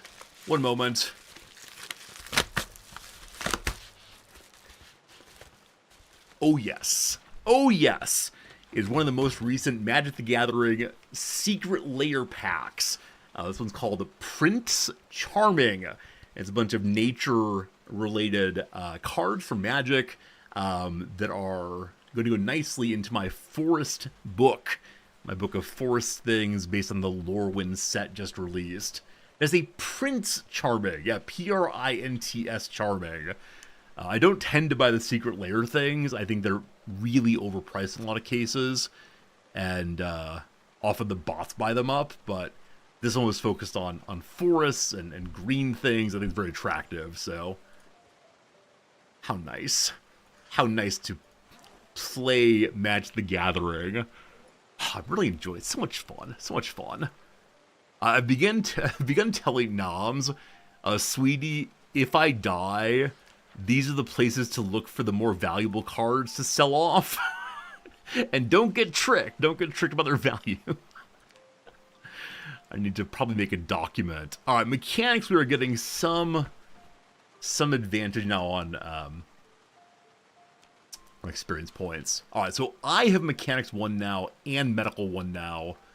I hope we're okay with that, team. My weight is over, though, again. So the only problem with eating eggs as one's main food is you need to consume quite a few of them to get necessary calories and to keep yourself full. It's only 9 hunger at a time. Yeah. That's not great. But it'll be okay for right now. Alright, did I leave my trunk open? It is 32 weight, so quite a bit less weight than my previous vehicle. But that's fine. Okay, what do I want to do with myself today? I believe we discussed... Where am I right now? Over here. I believe I discussed trying to get to... Well, there's a mechanic shop here. Could be interesting to find some mechanics things that way. I want to go to West Point, but I've been told it's been all consumed. So there is a Cowboy Junction somewhere. Unfortunately, I didn't mark it as such. I might need someone to point me to Cowboy Junction. Here it is, I found it. We're all good, we're all good. Alright, so this is today's goal. Pencil goal. Coal Field, a cowboy adventure area. How do we get there? Well, this road might go through somewhere. I don't know. This road probably goes somewhere. We've yet to cut the Grand Road. We all believe that someday the Grand Road will be cut. We're working on a basic cut through right here first, apparently. But, okay. I feel that perhaps I should bring more food with me if I'm going to be going out and about. I do have some dried oats, but I'm guessing to use those, I might need to have... I might need to have, what's it called? A bowl, possibly? I don't know. So as we're out and about, we also want to keep our eyes out for any smaller cars that I can spend time working on mechanics or possibly find upgrades to my own vehicle. I'm thinking that mechanic shop, if we find a way to get up there, could be really, really interesting. So none of these cars look like my car, but can parts from them be used on this car? Or are all the cars requiring only the exact same model? Hello, zombie. Are they the same thing, just one's a sedan? I don't know. This car seems to have a higher rate of acceleration than other ones I've had previously. No huge surprise. Grobzilla, I know you have a base about halfway to where I'm going at the lake. If I were to stop in there, would you know if you have a spare bowl I could quote-unquote borrow?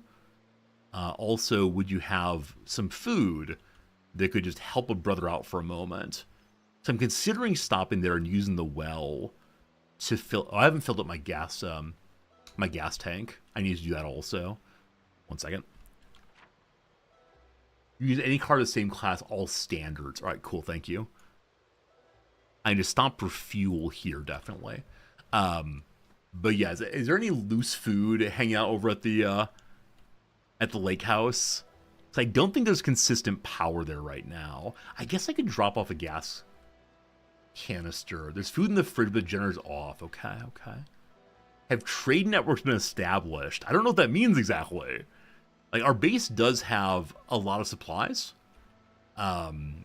People have brought things from around the world. People have, had a farm going and so on. But I don't know if that's what you mean when you say trade network. People are sharing things. You do have a can of gas. I'd love to give you another one, but I want to keep the one I have in my truck right now, or car right now. If I find another gas canister, I'll drop it off for you. Because I think that is one limitation of your situation, is just gas kind of far away from there. Is this a private server? Yeah. I mean, it's restricted to people who are in our community, who are subscribers, people who are followers who have generally shown good attitude.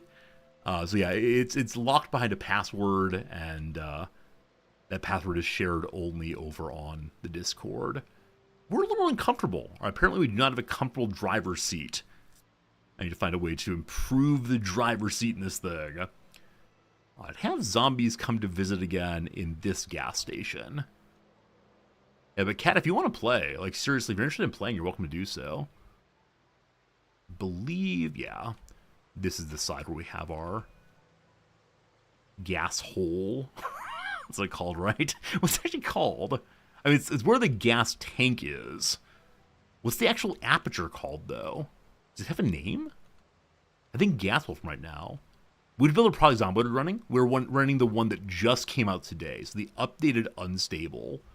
And, turn off the car. We don't have any mods at all. Not a one.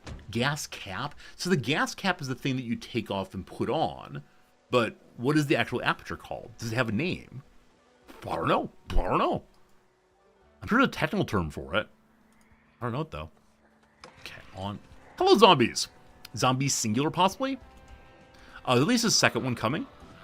I feel good. Knew that I would. No.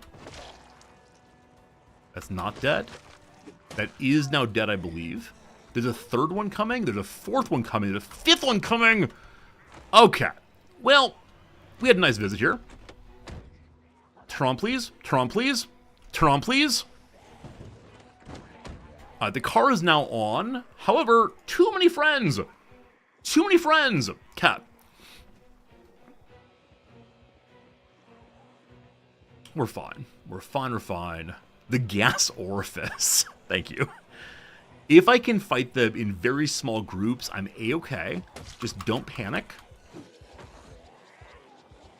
I believe my axe is half condition. I want to back up right now.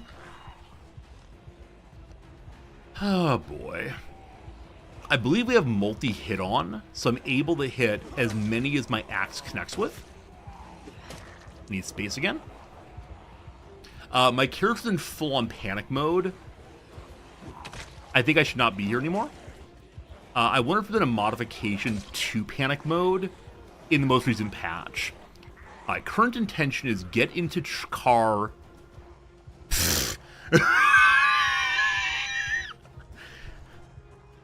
Okay, team. I don't have any beta blockers in my medical bag, because I didn't think I'd be panicking at all. So there are approximately 12 or so zombies sitting right by the car. We discussed previously, had there been substantial repopulation on the server, and that seems to be probably a bit of a respawn. We are settling down. We're good. You have 300 hours in the game. Never played multiplayer. Can get login info in Discord. Yeah, Humdrum, if you go onto Discord, there's a channel, and this is for anyone who wants to play with us. There's a channel that's called, like, server access request or something. So if you go over there and put your name in, then one of the mods will, hopefully, give you access to the channel where you then, can see the info. Let me check my email to see if I've gotten my Project Zomboid code I ordered a bit ago delivered. Your humble store order is ready. Is it actually? I'm looking with both eyes right now. Nope, the Steam key is not yet available, so I'll be able to give away a Project Zomboid key at some point in the future. And I have paid for it. The money's out of my account, but alright. I guess once more into the breach. I really want to save my car. So because it's stalled on my first attempted turn on, where are the zombies? I know I ran away, but still. There's some over there. Because it's stalled on my first turn on, I gave up on the car right away. Where it might have been more sensible for me to just stay in and try to gun it again. It's only 26 zombies, thank you. That one's down and I believe dead. Okay, if they come this way, namely only one or two at a time, we're fine. I don't know why they decided to like conga line earlier. 3 dead, 3 dead. I need to look behind myself. None there. Okay, I wonder if they all got stuck in the car. They gravitated the car because it's making noise. Oh, that's a good point. If I were to yell, how many would I drag? Let's find out. Oh, that's whispering, isn't it? That's little hay. Maybe whispering is fine.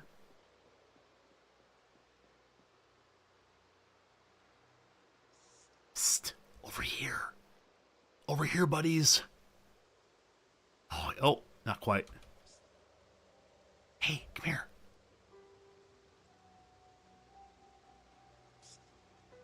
So, I know there are things like grenades.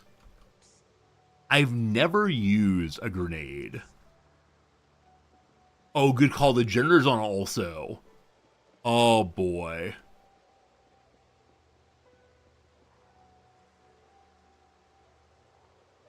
Okay, I believe that one is shambling here. If all the generator fuel goes out, I really apologize. I think I was told that if it all goes off, or out rather, the generator explodes. It doesn't just turn off. I missed a swing. We're fine.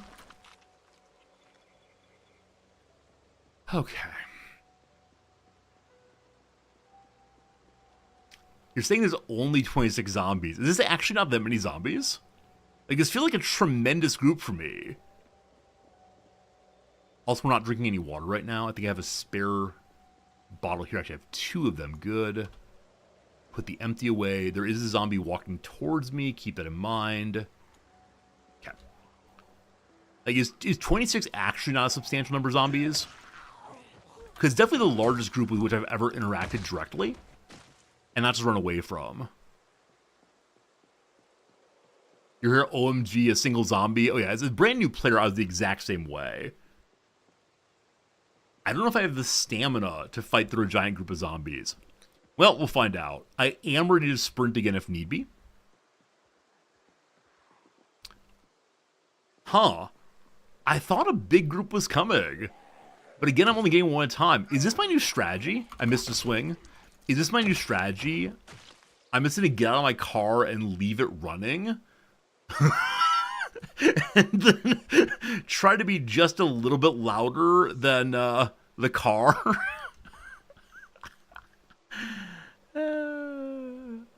We coming, team. We coming. It is getting on towards nighttime. There is no light here. Could I get in the car? There are none by the door right now. The car is running.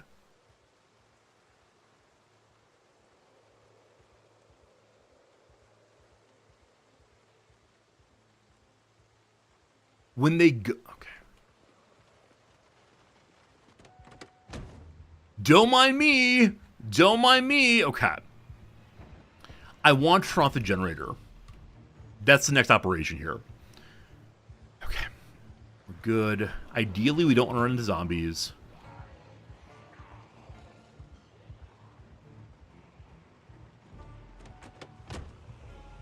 No.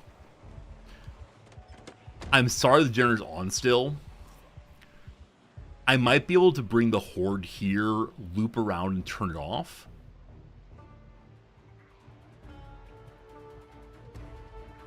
I've never tried to move a horde with a car before. I know it's very, very common behavior for good players. This is my first time learning how to do it. I'm glad I'm learning for a good reason. Does anyone have like a bulldozer? That'd be very useful here. Nope. Oh, I'm gonna get separated from the car again. No panicking. We're at middle panic. We're now at big panic. I need to run. Okay. Fine, fine, fine. So those of you who are saying that 26 zombies aren't that many, or who endlessly fight, how do you endlessly fight? Well, your character getting absolutely terrified and possibly have a heart attack. I actually don't know what... Oh, shoot! Oh, shoot! Oh, shoot! I pushed the space bar accidentally there and pushed instead of running. We did not get scratched, although. The car is available again. No, it's not. Yeah, Pharaoh, exactly. I've seen you fight for a very, very long time. Hey, it's snowing. That's lovely. I've seen you fight for a very, very long time without getting terrified and without running out of stamina. Do you have God mode on those moments, or what's going on? I'm now out of energy. So I'm going to do just one more swing, and then we're running. Hey, someone's car is here, maybe? Or is that me? Is my flashlight on? No, I'm only able to use one-handed weapon with my flashlight. Oh, maybe that's my car's headlights. Okay, I got to go. Okay. Can I get to the car? Good enough. Okay, team, I apologize very, very much, but that generator is just on right now. I can try once more. Let me turn off my flashlight. I can try once more to move the horde. If someone wants to come help me get the generator off, that'd be absolutely swell. I'm just not quite sure I know how to do it effectively. Is my flashlight put away? I think it is. Well, I can't find my flashlight. Maybe it's still equipped and I just missed it. Oh, it's my pen light. Right. Right. Okay. Okay. I'm going to try to go around again and see if I can grab the generator. If not, I will be giving up on this generator. And if this place burns down, it is 110% my fault. I apologize, but...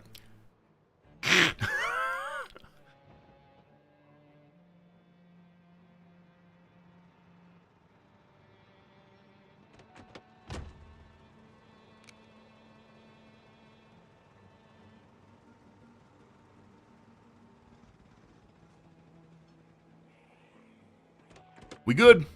We good. Oh my goodness, that was something, huh? I'm gonna turn on our air conditioner.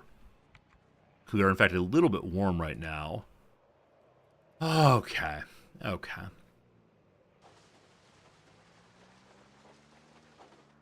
Man, my heart's freaking out a little bit also. But it's all done, all good. There are probably still zombies very close to me. This is a car I could work on, but I don't want to be here anymore.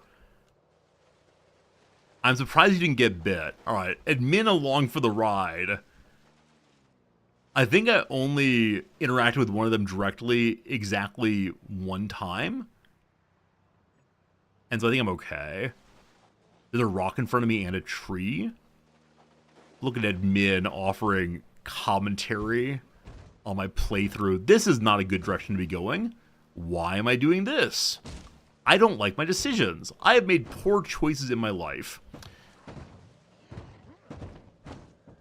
We're running through a zombie.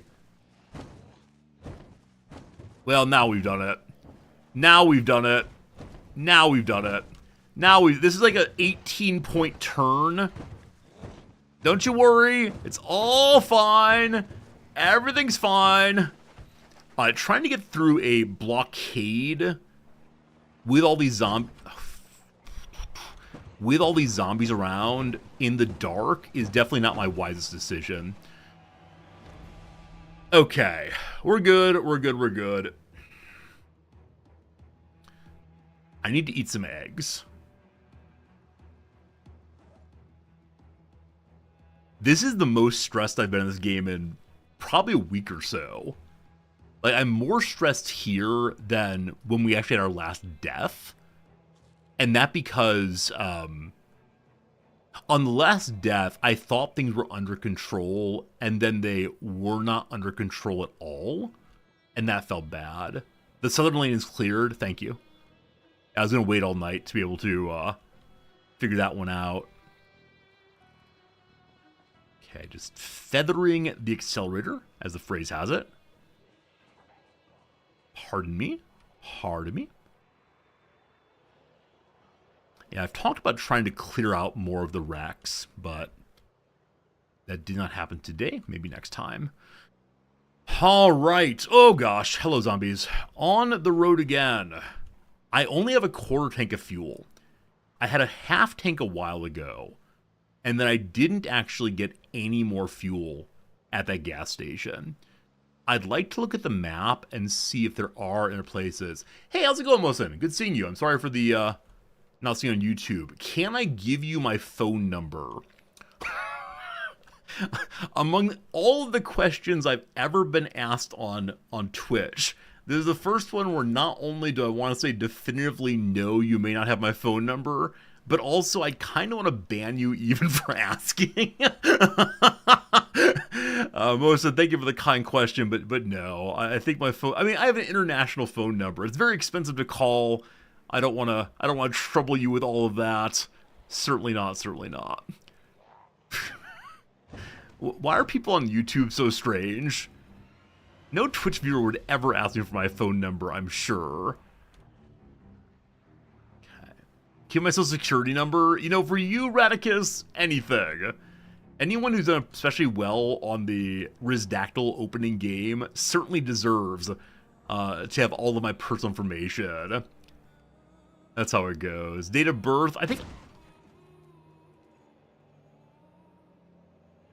think I've shared my date of birth a number of times on stream. Because anytime we log into anything, I put in my actual date of birth. Like, when we're logging in, like, Steam says, you gotta be an adult. Are you an adult? I put in August 9th, 1983. Every single time. So, your former next-door neighbor is an English professor in Japan. You wonder if I know them. I mean, it is possible. It is possible I do. The English language community in Tokyo is relatively small. I mean, it's still a ton of people. For those in academia, largely know each other. Make and model of my first car. I believe it was my mother's maiden name and the street I lived on. But if the person is an English professor in Japan, or sorry, in Tokyo, there's a possibility I know them. That said, there are a ton of people who teach like conversational English speaking practice or first year writing classes at even the Japanese universities. So I don't know all of them, but if they're a serious business English professor, namely researching literature and that kind of thing, I might know them. Sorry for the somewhat all over the place answer. And sorry also for the accent a moment ago. I definitely ran something I was reading chat. Why is it min writing me? I get in trouble on the server. I believe I'm already in slow mode in chat because I've been warned. The person on YouTube says I was rude to them, and so they've given me a dislike on the video. Yeah, fair enough. Don't ask people online for their phone number, kid. Oh boy, is an Aussie with a Japanese wife? Yeah, I know some Aussies with Japanese wives, Tillian, but none of them are English teachers. I'll keep my eyes out for them. I'm so glad that people can't dislike my videos on Twitch. I don't know if I could deal with that hanging over my head. Insofar as YouTube is not real, I'm okay with perhaps upsetting people over there a little bit more. How we doing? Where are we going? This is our goal still? No. Might be a gas station there, though. Maybe that's our on the way goal for this place. I am almost certainly going to run out of fuel out here.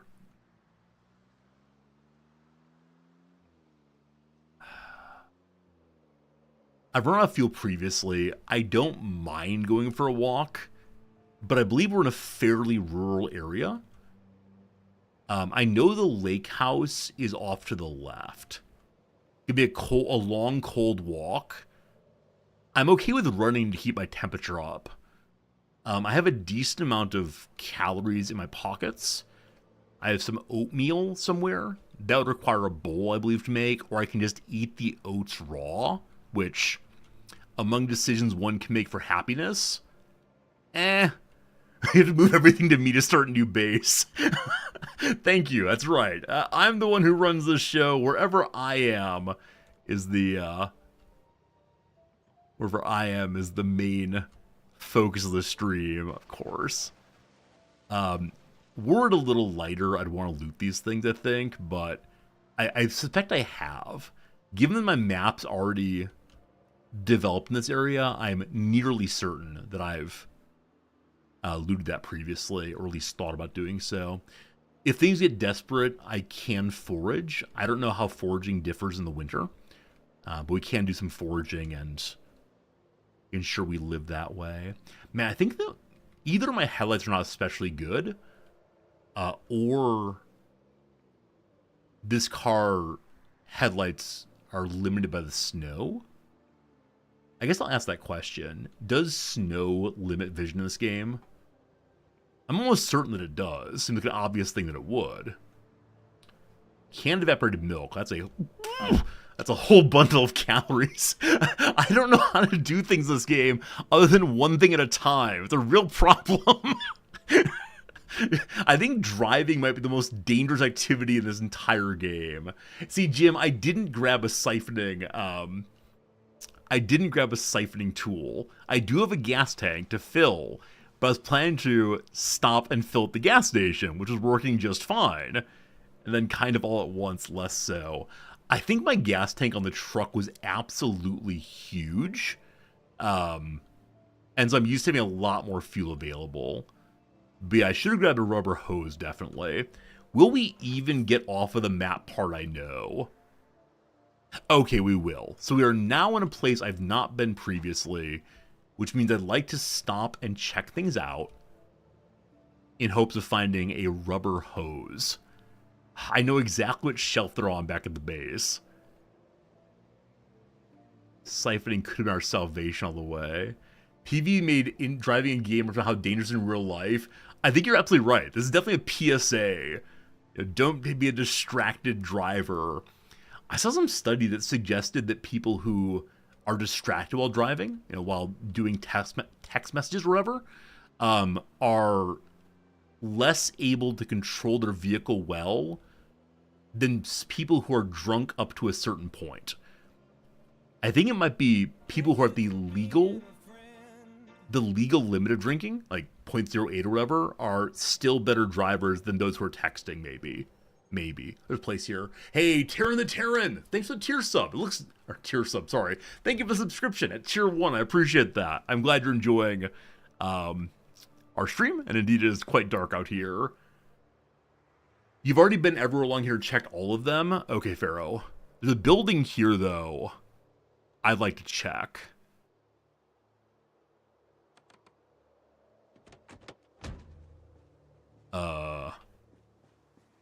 My pen light's on. It's been on the entire time. One second. Again, thank you so much for your generosity there, Terran. It's always like really grateful or moment full of gratitude for me when someone subscribes and helps pay the bills and all that good stuff. Tasty. And then I think this is my last bottle of water. And that is not ideal by any means. So let me throw my empties into here. I do have sodas if need be.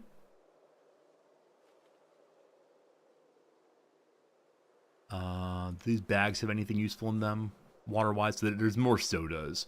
Yeah, so it might be time to move away from...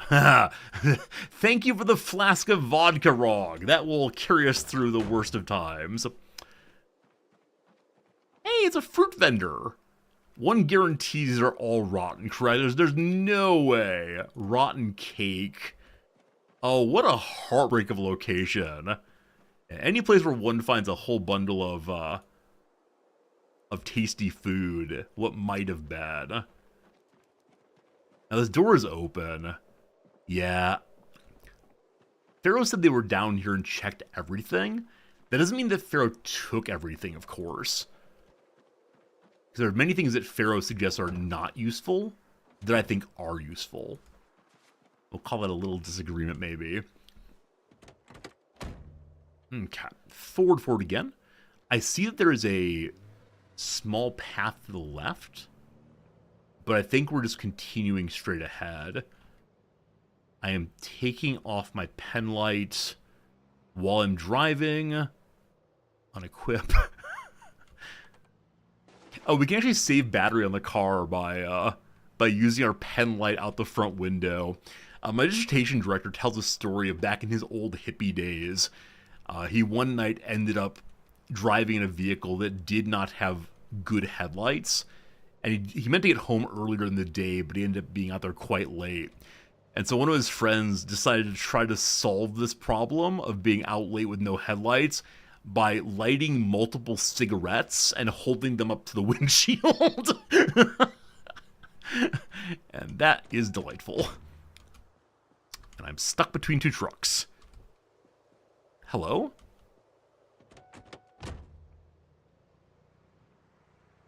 I don't know if I shouldn't stop. Are we even going to make it to morning if I keep driving? This is the least efficient car of all times. You don't need to save car battery, it recharges while the car's running. So we have an alternator. Good to know. If I turn off the headlights, do I then save fuel? Or does the alternator run regardless of whether there's actually... Yeah, I guess it runs regardless if there's an actual draw. Water, some potholes. Oh, boy.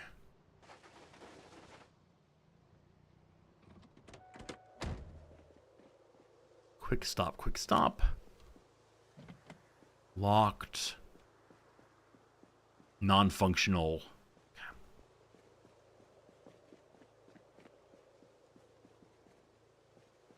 I should have done more at that gas station. I think it's the only thing I should say to myself right now is leaving town without full tank of fuel and the spare and back was a bit of a mistake. So I think I now turn off and see what I can find. Do I?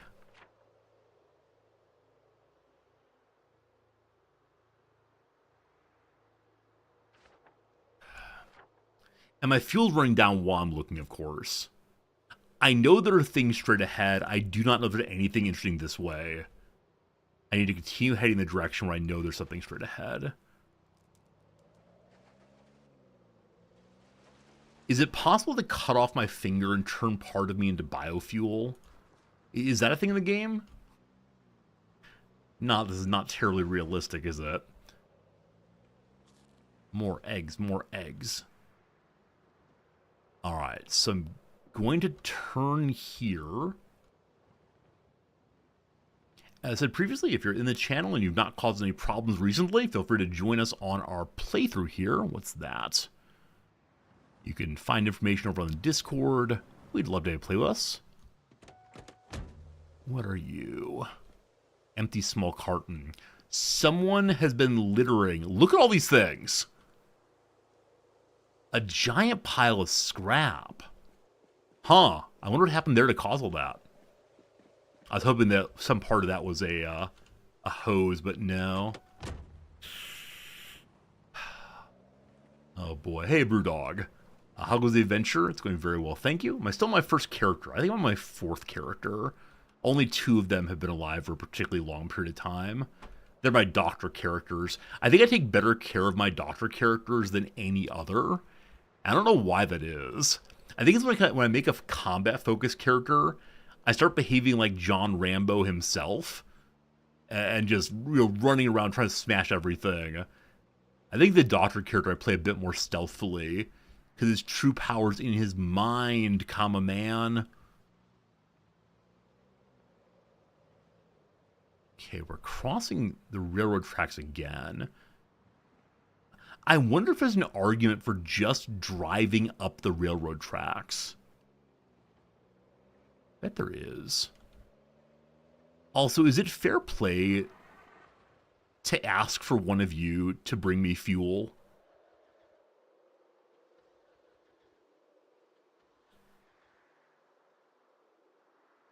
Where is my heavy-duty flashlight? I believe it's in here.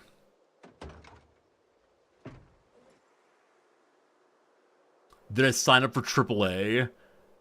I'm sure someone in here is willing to help me. As part of the AAA guarantee. You know what? I'm going to leave it here. I'm sorry that I did not pull to the side of the road. Like, definitely that one's on me. I need to take all of the sodas and anything that's consumable right now. And then everything else gets to stay here. I want to take the gas can also. I guess.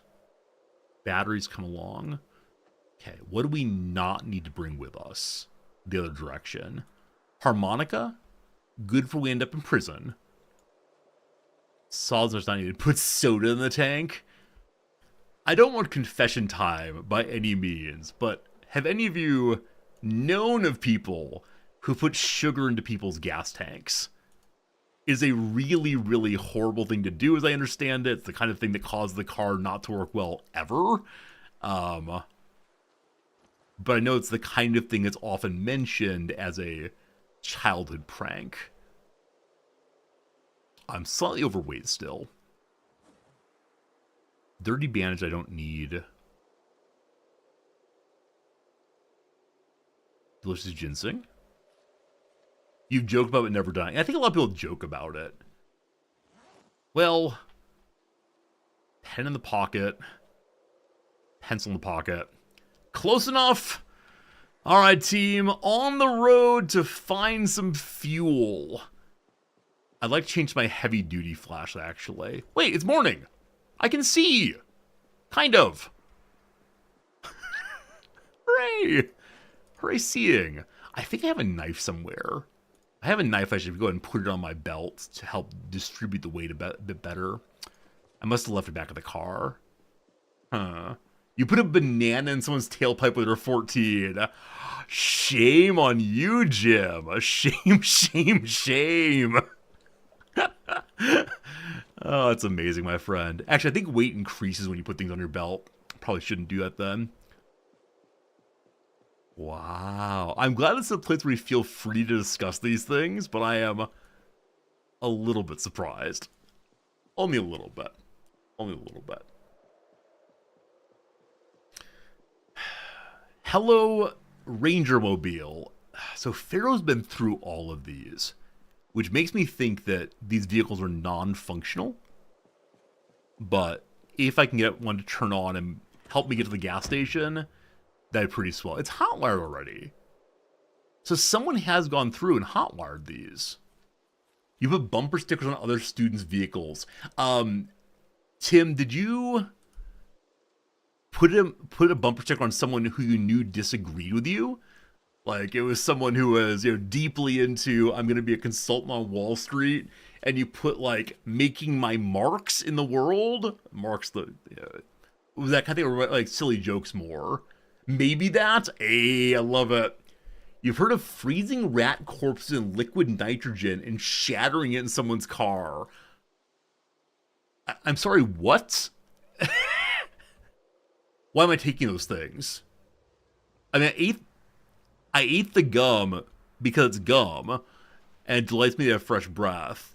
And then I read a book just for boredom help. Alright, we have fuel here.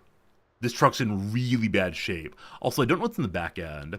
Okay. Friends, I'm going to use a curse word here, as you do. Fernanthus, did you put this here? Is this an admin saves the day? Or is this legit? If this is admin saves the day, I'm probably not going to do this. But this is, in fact, like, the world has been generous to me. You do not spawn it. All right. We found the thing we wanted. Very, very good. I can now move the fuel from this truck to my car. This truck might be better than my car, I don't know. That's amazing. Streamer luck all the way. Grubzilla, you want this Ranger car? I'll leave it on the side of the road here for you. It does have... Oh. I almost said it does have fuel in it. That's not true for very long. So about that, it does have fuel situation. Well. Mouth siphoning, here we go.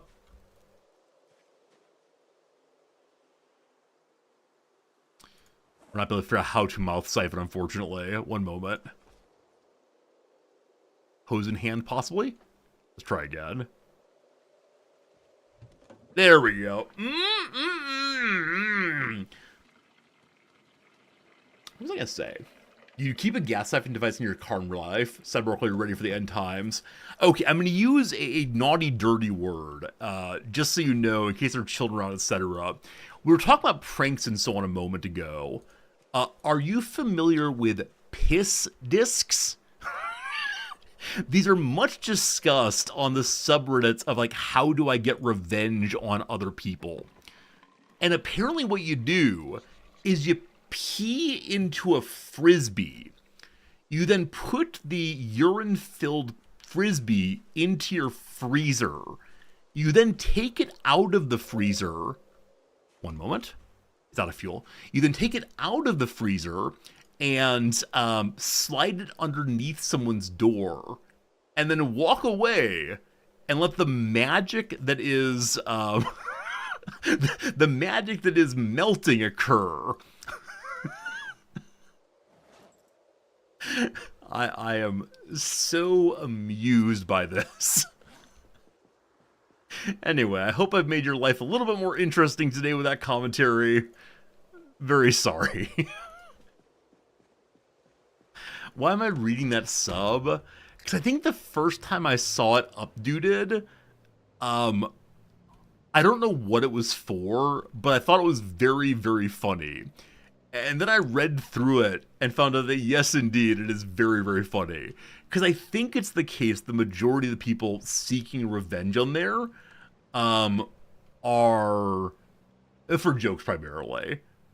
Yeah, I think it's just for jokes of jokes. You would not do that? I mean, definitely not. Or you would not read the subreddit. Are we concerned about people finding out what subreddits we read? I'm very boring on subreddits. I read like philosophy subreddits and news ones and cats. And that's really about it these days. So, I don't know. So there's a lot of room under their door. Yeah, I'm not really sure how it works. I think it's just a running joke on there. It's definitely for you pee to frisbee mainly. Cyber Oracle, next to your siphoning machine, you should also put a funnel. You can do this. You can do this. Just a little technological ingenuity. That's all you need. Alright, the running question now. Do you have any fuel, and if so, may I have it? So if I push the V key, and the fuel thing does not come up, does that mean there's no fuel in it? I think it does.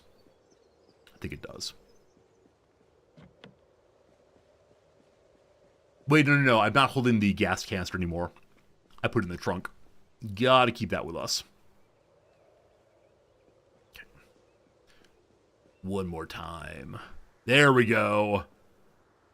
This is all working out so nicely. Those zombies can keep that gas station. The stream took a turn you were expecting. I said it was going to be a moment of talking about a weird topic. We were discussing revenge. We were discussing putting bananas in people's tailpipes as a bit of a joke. And so I just needed to share what I'd learned recently. This channel is about learning, about sharing, about the uncomfortable things in life as well as the comfortable. And so, we do our best. Is the gas canister empty again? Let me see. It is not this time. So the car is now totally full. Is there any more over here then? There is some more actually. Great. Okay, I'm guessing we can get a bigger gas tank on our car. But for right now, carrying a full canister in the back end is just wonderful. Yeah, it's totally full, and presumably that means the That car has more fuel in it if need be. That's great. That's great. Okay, unfortunately, my full gas can cannot fit in the trunk. I'll put it on the passenger seat instead. One of the back passenger seats. Back passenger seats, I assume. Okay. Front right seat. No, back side. And then I want to get rid of all of the bits and pieces of things in here. I'm going to put them into the other car to stop bedeviling me in this one. I like having a spare pencil. That seems like a sensible thing to carry around. I wish that the tissues didn't all look used. Fill up the plastic bottles as well. Jim, that's not a bad call at all. Because I do have, I think, 3 total plastic bottles. And I'll get another one when I... Oh, you're locked, aren't you? Yeah. I'll get another one when I drink this bubblegum soda. But I really want to be able to pick up water. So the moment I find a place to pick up water, I want to fill up as many glasses as possible. Because as of right now, I'm feeling more confident in my ability to find and maintain fuel than I am my ability to find and maintain water. And if we run out of fuel, we can hop out and run. If we run out of water, there's not going to be any running. Oh, speaking of which. Okay, take one of these. Good. In-ray food. Time for some ginseng. Okay. I wish I could equip my ginger ale. It's weird. I wish I were able to make oatmeal with ginger ale. That would be perfection itself. We're wanting more calories. It might be time to chug the... I don't have a can opener.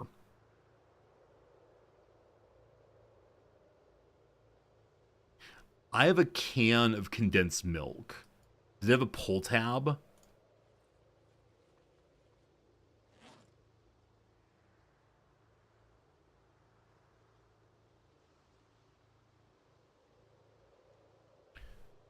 Huh. Well, someone didn't bring a can opener on this excursion. So I can eat... I didn't bring a knife either. I can eat raw oats if need be. I'm thinking about ways to make oatmeal. If I can find 3 stones, I believe I have a lighter.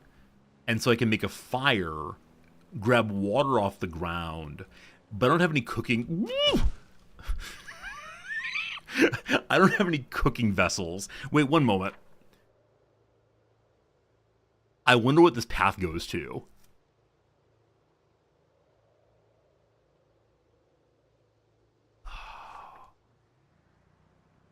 Okay, it's time to drink the bubblegum soda. I equipped it again. Why do I keep equipping these things? So silly. So silly. Alright, please be calories. Alright, we do have quite a bit of weight on us. There's not enough calories to matter, unfortunately. We do have quite a bit of weight on us. I do not know exactly if one dies or just starts dropping weight. So I'm guessing that being hungry leads your character to complain, but I'm guessing not to die. I'm guessing also that it doesn't model like the real world, in which you don't need to eat for what, like a week or two before things get kind of rough. It isn't like 10-10-10 or something, or 4-4-4, or what have all that junk. I'm carrying all the junk with the intention to put it into a zombie corpse or into another car. I just don't want the junk in my car. So things like the tissue and so on were junk that was found in the car, but that I do not want. Being uncomfortable in my car, I'm not quite sure what comes next after that. Okay, so I just need to get out and stretch my feet, apparently. Or stretch my legs occasionally. Got it. Grass cuttings. They're marked as -1 hunger. Do I start eating... Hello? There's a living, well-fed, dying of thirst hen.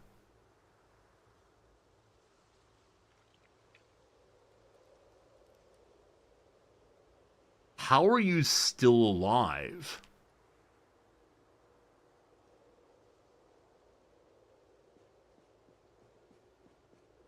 Hey, little buddy. I hope you're okay hanging out in the car with me. Can I name you?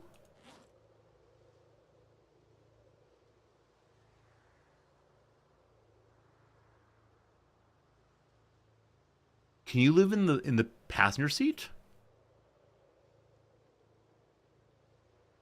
No, you can't. Why not? So I can carry Buddy along. But I can't set them down. Can you go in the trunk, maybe? I'll check on you regularly. No. Can you go inside of a bag? You cannot. Team, is it the case that animals can only be put into pens or hands? Is it going to run away from me the minute I put it down? I have some suspicions on this one. Oh, I really don't want to litter. However,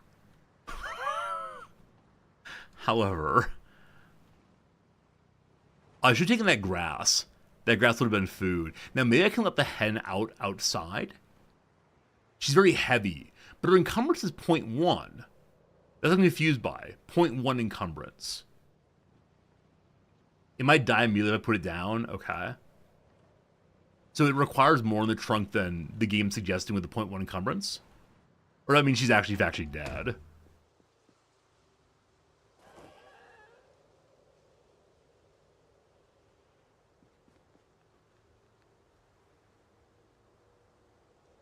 I'm petting her, though she does not exist. Yeah, that's the, apparently a bug that's going on, in which they've died in their trailers, but you can still treat them as if they're alive until you put them down. We don't need turkeys, so it's not about need, it's about being lonely out here. Don't you understand? We are in a desolate location with no one to talk to. Very quick turnoff for me here, just to see if there's a house nearby. There's something here, I assume. There's a dead end, maybe a farm, a black building ahead.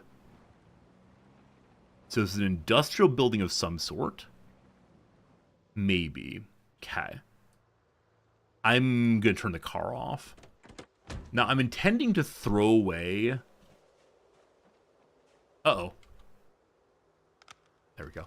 I'm intending to throw away the items in my hand, even if I have to just throw them on the ground, instead of organizing them well.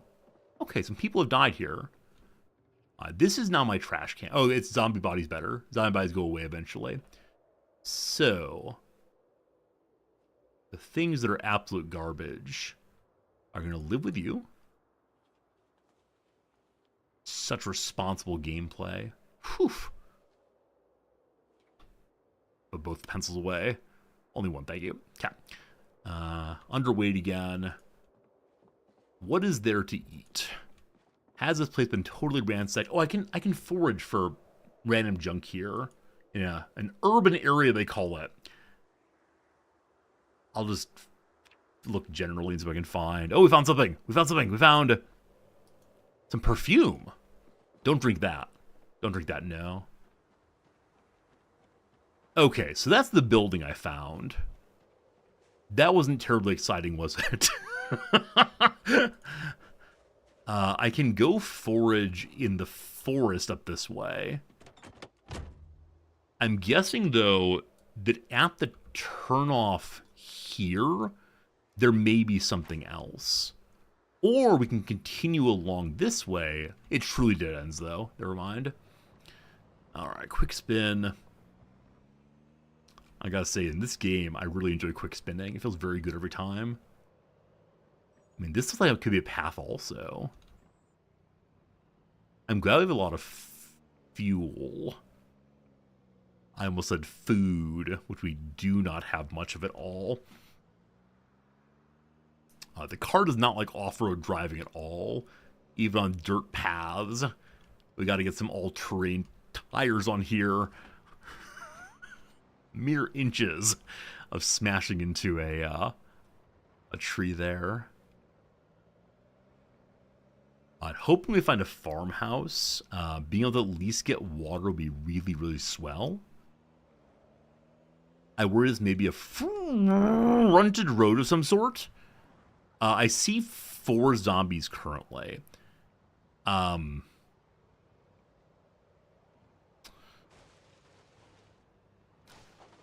don't know what's this way. And so my sense is I should just not go there for right now. And instead get back on the main road. I think there's probably a farmhouse there or something, but I don't know.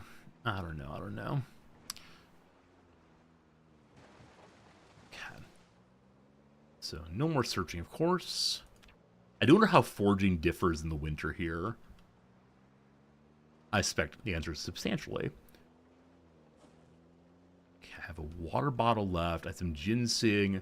Humdrum died! Oh no, Humdrum! I think you're a brand new character. Hopefully you remake your character and come back and play with some more. Losing is fun, etc., etc. If I drink booze, does it give me calories? In the real world, the answer is yes. In this game, I don't know. Okay, we're getting close to there. We've made real progress today. Moving throughout this place. This is, I think, Kentucky 76, it said. Something like that. The back humdrum. All right, very good. I look forward to seeing your MacArthur-esque return. We're ignoring the side roads. As someone who's lived previously in very rural areas, they're pure shenanigans. Am I allowed to smash the milk open here? I thought it was possible to smash open cans. And possibly hurt yourself and hurt the thing inside, but guess not right now. We are scrounging a big way right now. Eating quite a large amount of random plants we find. Okay. Alright. Hello, ginseng. When I say eat all, I really mean eat all. Every single one. We're no longer starving. As long as I knock off peckish, I might actually stop eating. Kitchen knife. Was there a kitchen knife in my trunk? Sorry, a kitchen knife in the trunk? I thought I had one before, but I couldn't find it. Jim, you genius. Jim, you absolute genius. Thank you for seeing that. I really thought I'd left it behind entirely and would not be able to use it. Thank you, thank you, thank you. Okay. So, I'm probably going to hurt myself. Where to go? Where to go? There it is. Okay. Okay. Open. The kitchen knife does not allow me to do it, unless it's a craft now.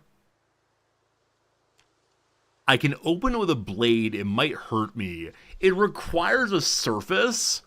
Does the ground count as a surface I sit down? You are clearly a surface.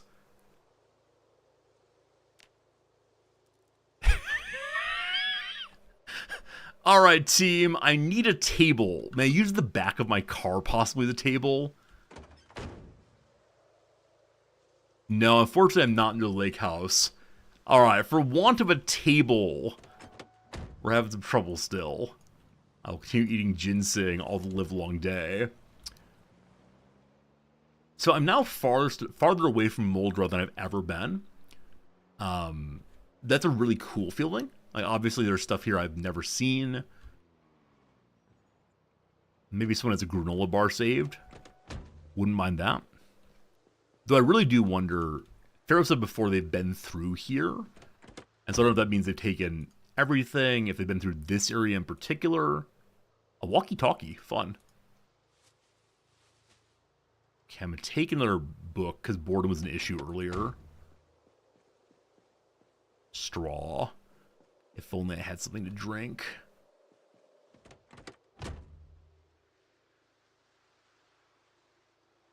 Bottle opener. Not quite a can opener, but gosh, it tries.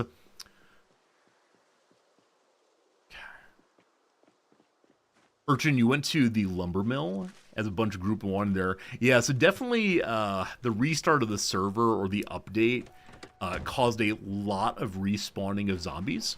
And I believe they're respawning based on what day it is, as opposed to the fresh spawn. So our map, near where we started, has a lot of friends who might not be there otherwise. And obviously it's kind of how it goes. I see one of the zombie. Let me deal with you. Crawling zombies are occasionally horrifying. Please? Please? There we go. I see some mailboxes here. So certainly there's something in here worth grabbing. These are the claims I make to myself. They must be true at some point. Hello, everyone! Is this a trailer park area?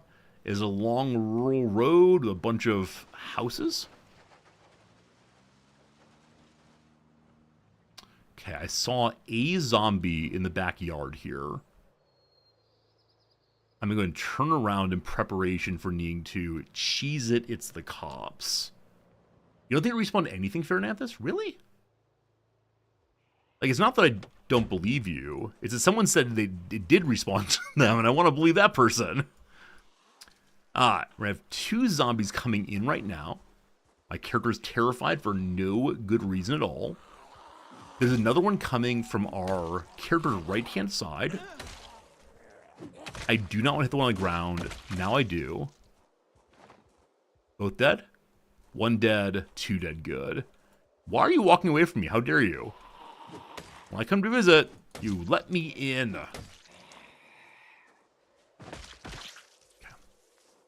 I'm going to check the quality of my axe. It's very, very bloody. Its condition is still above half, though. That feels pretty swell. Someone had a house key here. Thanks for noticing that. Maybe this one over here? There it is. Thank you for noticing that. Totally missed it. Very useful. Hello, Zimbo. I see you. You see me.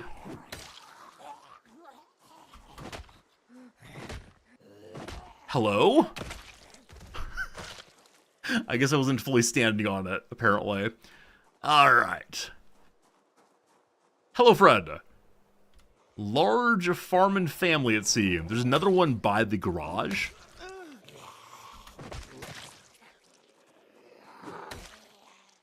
There's another one. There's another 2 by the garage. I wonder if my character's getting weaker as he gets hungrier. I don't know how it all fits together. I know that when your character's exhausted, like out of breath, your swings become so ineffective. Okay. Another residence key. And maybe all the people from the surrounding farms were all here together. Okay. There's a zombie here. It's locked, though. I don't think there's a side door on this. There's not. There's a zombie in there who will break through eventually, maybe. Don't forget lipstick. I guess we could eat the lipstick. Like, it's made of animal bits, I believe. I see ketchup. I see ketchup. There's a real possibility here that we just eat ketchup. Give me a minute to go to the kitchen, but if not, here comes ketchup indeed.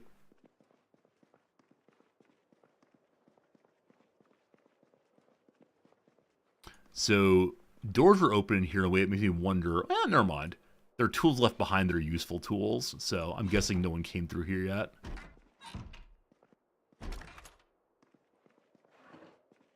There. Nothing there.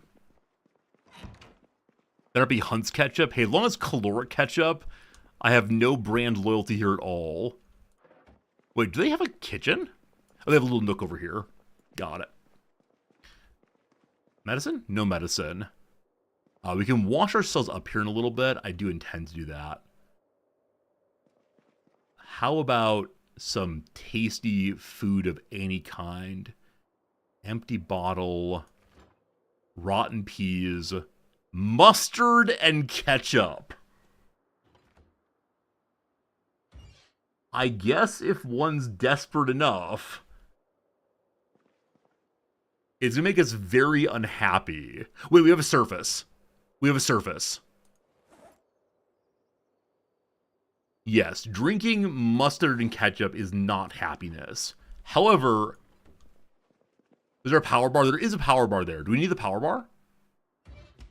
I think it's not a power bar like Yum Yum Yum power bar. OU. It's not that kind of power bar. All right, we have a surface though, and so I can open this, but I might hurt myself. Luckily, I'm ready to doctor if I do so. We do not hurt ourselves. Great. Drink all the canned milk. Wait, it's evaporated. Does that mean it's water in it? I don't know how that works. Okay. We are still somewhat hungry.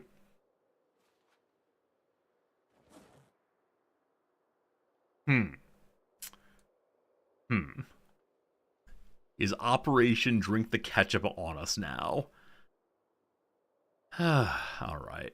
Let's go and fill up our empty plastic bottles. Because I didn't find food here, I think it's the case that we need to continue on instead of doing all the cleaning in this area. Yeah, there are probably more houses here indeed. I agree with you. I'd like to find some food by dark time. I thought I just heard a zombie, but I'm actually not sure if I did, so I'm not going to worry about too much. Okay.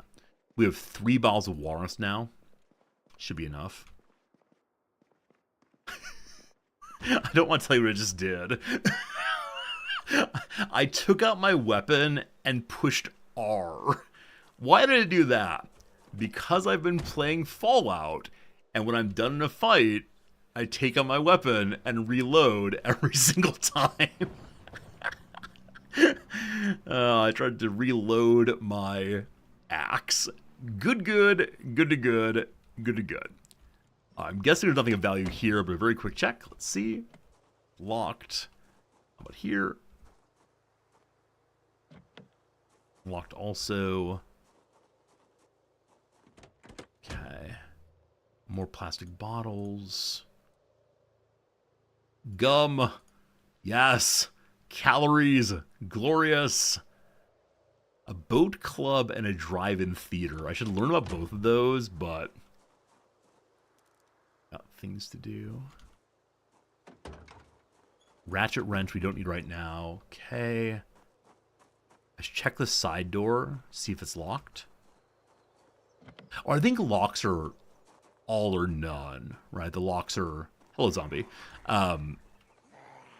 Please get inside car. Thank you. Humdrum! No, Humdrum! How'd you die again? So I don't know where those zombies are from. They're coming from the direction we were just in. That house we've been through, I believe. So that's a little strange. Maybe they were all inside of the garage. I said it was just one, but there's no reason to actually believe that. This building is open, which makes me wonder if it is... I can't turn... If it's actually been raided by not us, but by raider characters.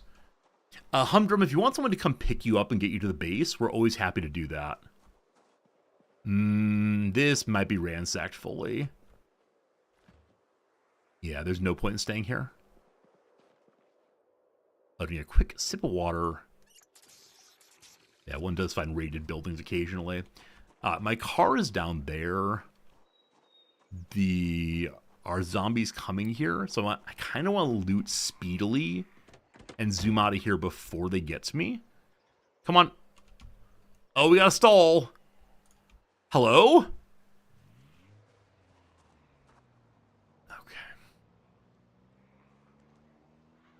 Okay. I believe this building has been raided also, so I'm not going to bother going through it right now. That's 3 houses. Thus, that is 3... One moment. That's 3 houses. Thus, that's all the mailboxes. So we were good to go. We're in a real bad time right now. So turn on the AC. Okay. Why can't I just roll down the window? Is it possible to roll down the window? I don't know if it is. Okay, good to good. So, other things to resolve. I'm carrying a bunch of stuff. Eat some ginseng. You can with V. You can roll the windows. Oh, man, I should have done that then. Still very hungry. Man, starving the heck away to go. Also uncomfortable. We just stretched our legs. It apparently is an insufficient amount. Fair. Hello, zombie. I glanced away from the screen for a moment. Almost had corpse to car contact. Ka-ka-ka. So I suspect this is not the case without mods, but is it possible to build a train in this game? I think the kind of people who play this game are probably the kind of people who enjoy trains also.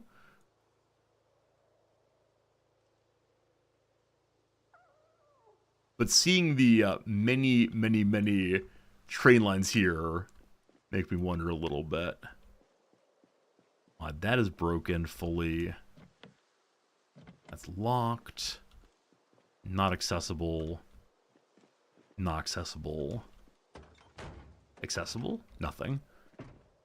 Exactly. Like, I think this is a Factorio-esque game in some ways. I like both Factorio and this game. So I can easily imagine enjoying making trains, but I can't imagine even the pluckiest band of survivors having sufficient knowledge of smelting and everything else to make a functional train. Now, maybe a hand cart. I know those look like in movies, but I have absolutely no idea how they actually work. Alright, are we anywhere interesting yet? Still a ways on. This road looks bigger. I'll take the bigger road. I have one more ginseng. Please, Kentucky lumber, have anything here. A steam engine is very simple. If you were thrown into like the year 2000 before the Common Era, would you be able to make... This is mocking me. Would you be able to make yourself a, sorry, words are hard, a functioning steam engine? Because my sense is always that people, like, say they know how to do whatever, but only assuming a large amount of other people around to do things. Beef jerky and cookies do not spoil. Thank you for the lunch bag. Oh my goodness. I'm so sorry you died. However, yum, yum, yum. Okay.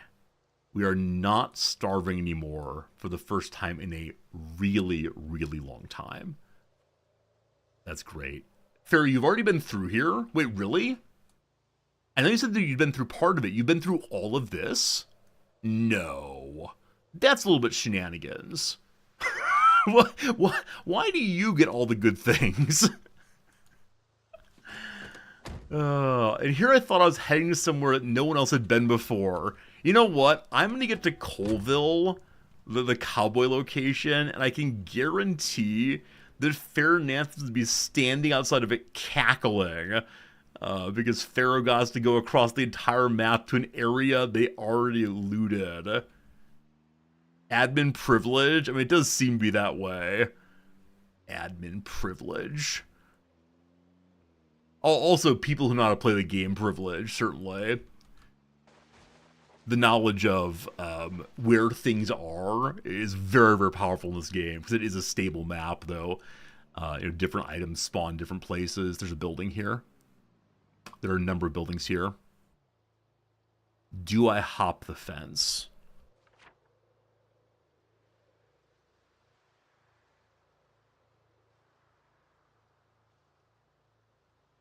So the path into them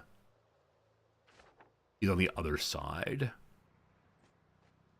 I'm gonna hop the fence. People in everywhere. There might be unlooted buildings in Louisville. So what I'm hearing is I shouldn't have stayed near the base early game. I should have gone exploring before anyone else had a chance to do so. I get it.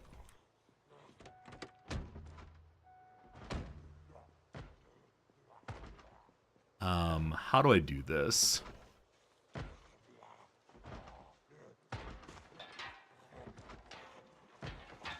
I'm too weak to jump over that. or too overweight, I'm not sure which one. So, the gods say no this day to climbing over the fence. Okay. We are a little tense right now.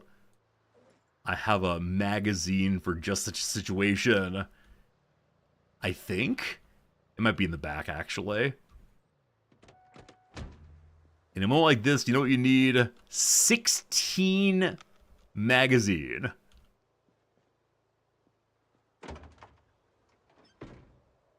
In a moment like this, you know what you need? 16 magazine. There you go. Help us relax, feel a little better, etc. Remembering those good old days, back when we were young, in 1984. We were not 16. You can't drive and read. I'm not going to admit to I thought about admitting to, but if you think it's that, it is definitely that, yes.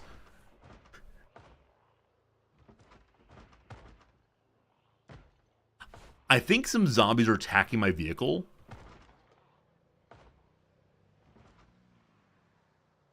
Yeah, I think there were definitely zombies smashing into my vehicle while I was sitting and reading. It's stopped now.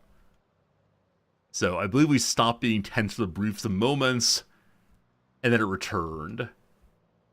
Shadow, you think you can make a steam engine. You have blacksmithing, smelting, you can identify native iron. It just, can you find the iron? Yeah.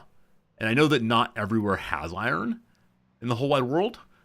And so it's a matter of finding it. Like, I think, is it alluvial copper? There's ways to get copper out of some water, though it's very, very time consuming to do. As if you can't find like nuggets of copper, you can very, very, very slowly get bit after bit after bit out of some kind of water. I don't know. I've watched some like how did humans start doing X shows. A fire vehicle.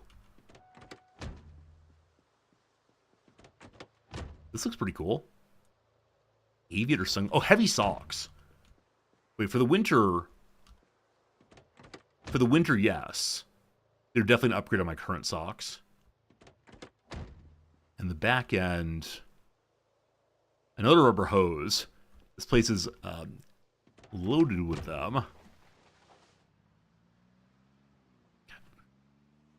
Hello, zombie.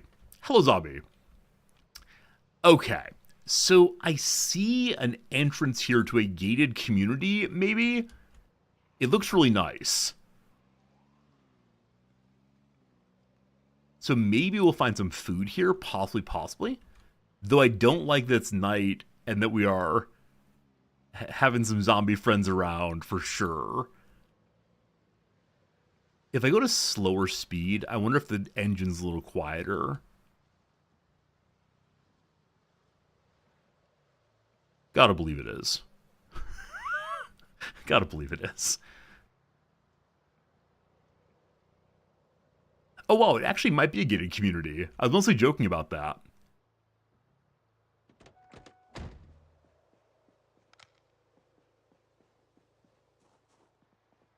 Okay, this place has been absolutely ruined.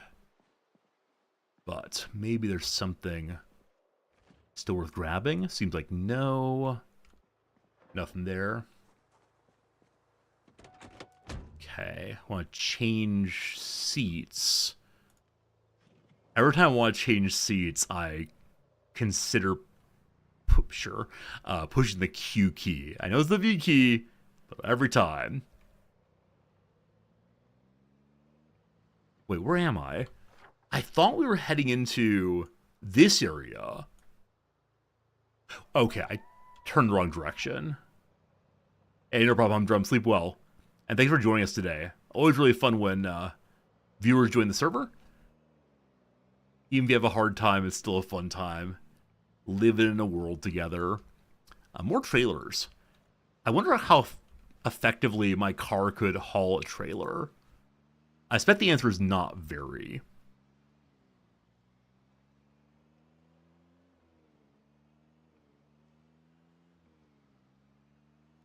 Am I going the right way? I keep being distracted by, oh, wouldn't it be cool to see this and that? I was trying to get to the mechanic shop today before I had to go. It is noon right now, so I do kind of sort of need to go.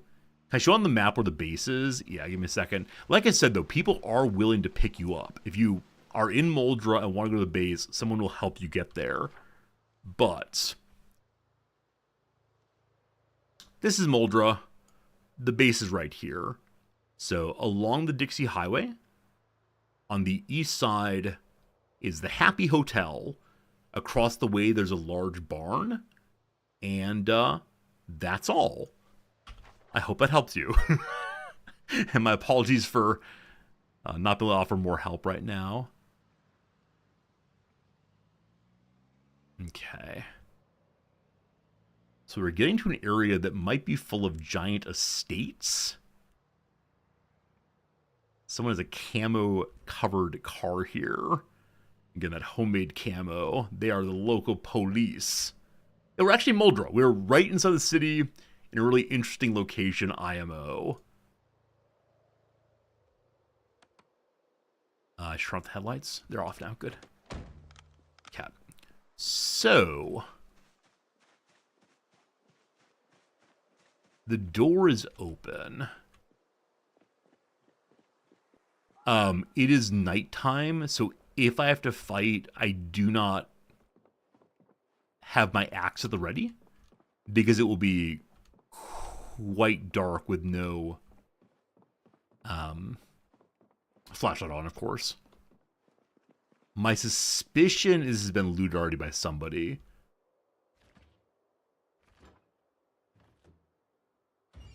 Bouillon cubes are edible, I guess.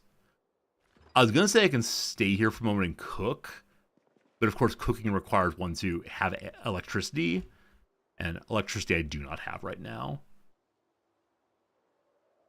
I'm gonna say there's no reason to go upstairs.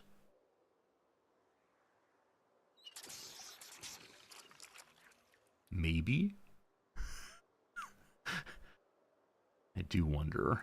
Okay. So, only the Bouillon Cube found. This goes to a garage, I believe. No, it's a side room. This goes to the garage, I believe. Indeed it does. Was Dad hiding candy bars anywhere? I mean, so many really cool things to see in this game, but an area I've not been to before. There's a zombie outside. It does not see me currently. Let's keep it that way. I guess I should just ask, hey, Pharaoh, did you loot this area already? I'm going to loot the building ahead and then have to call the day for today, unfortunately. Yeah, this building, and then I got to go.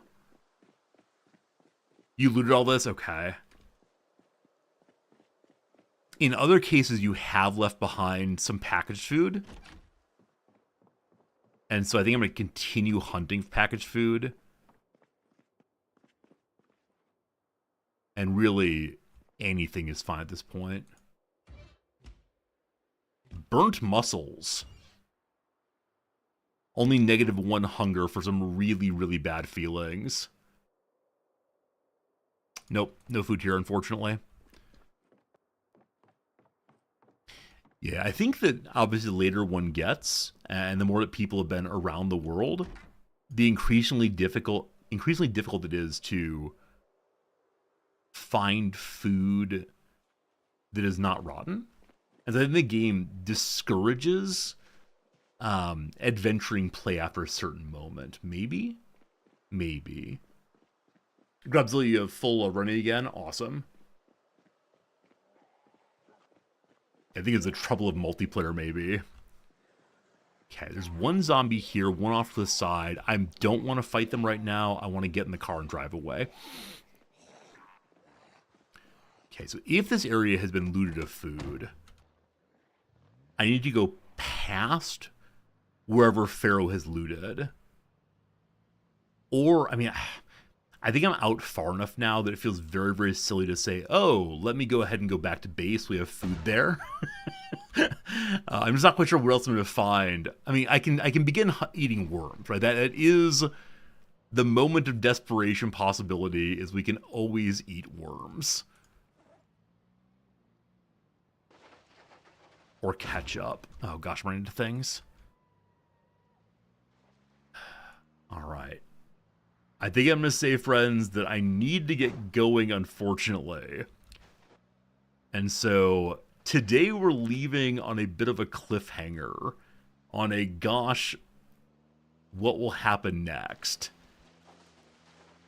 And that answer is possibly we're going to starve to death.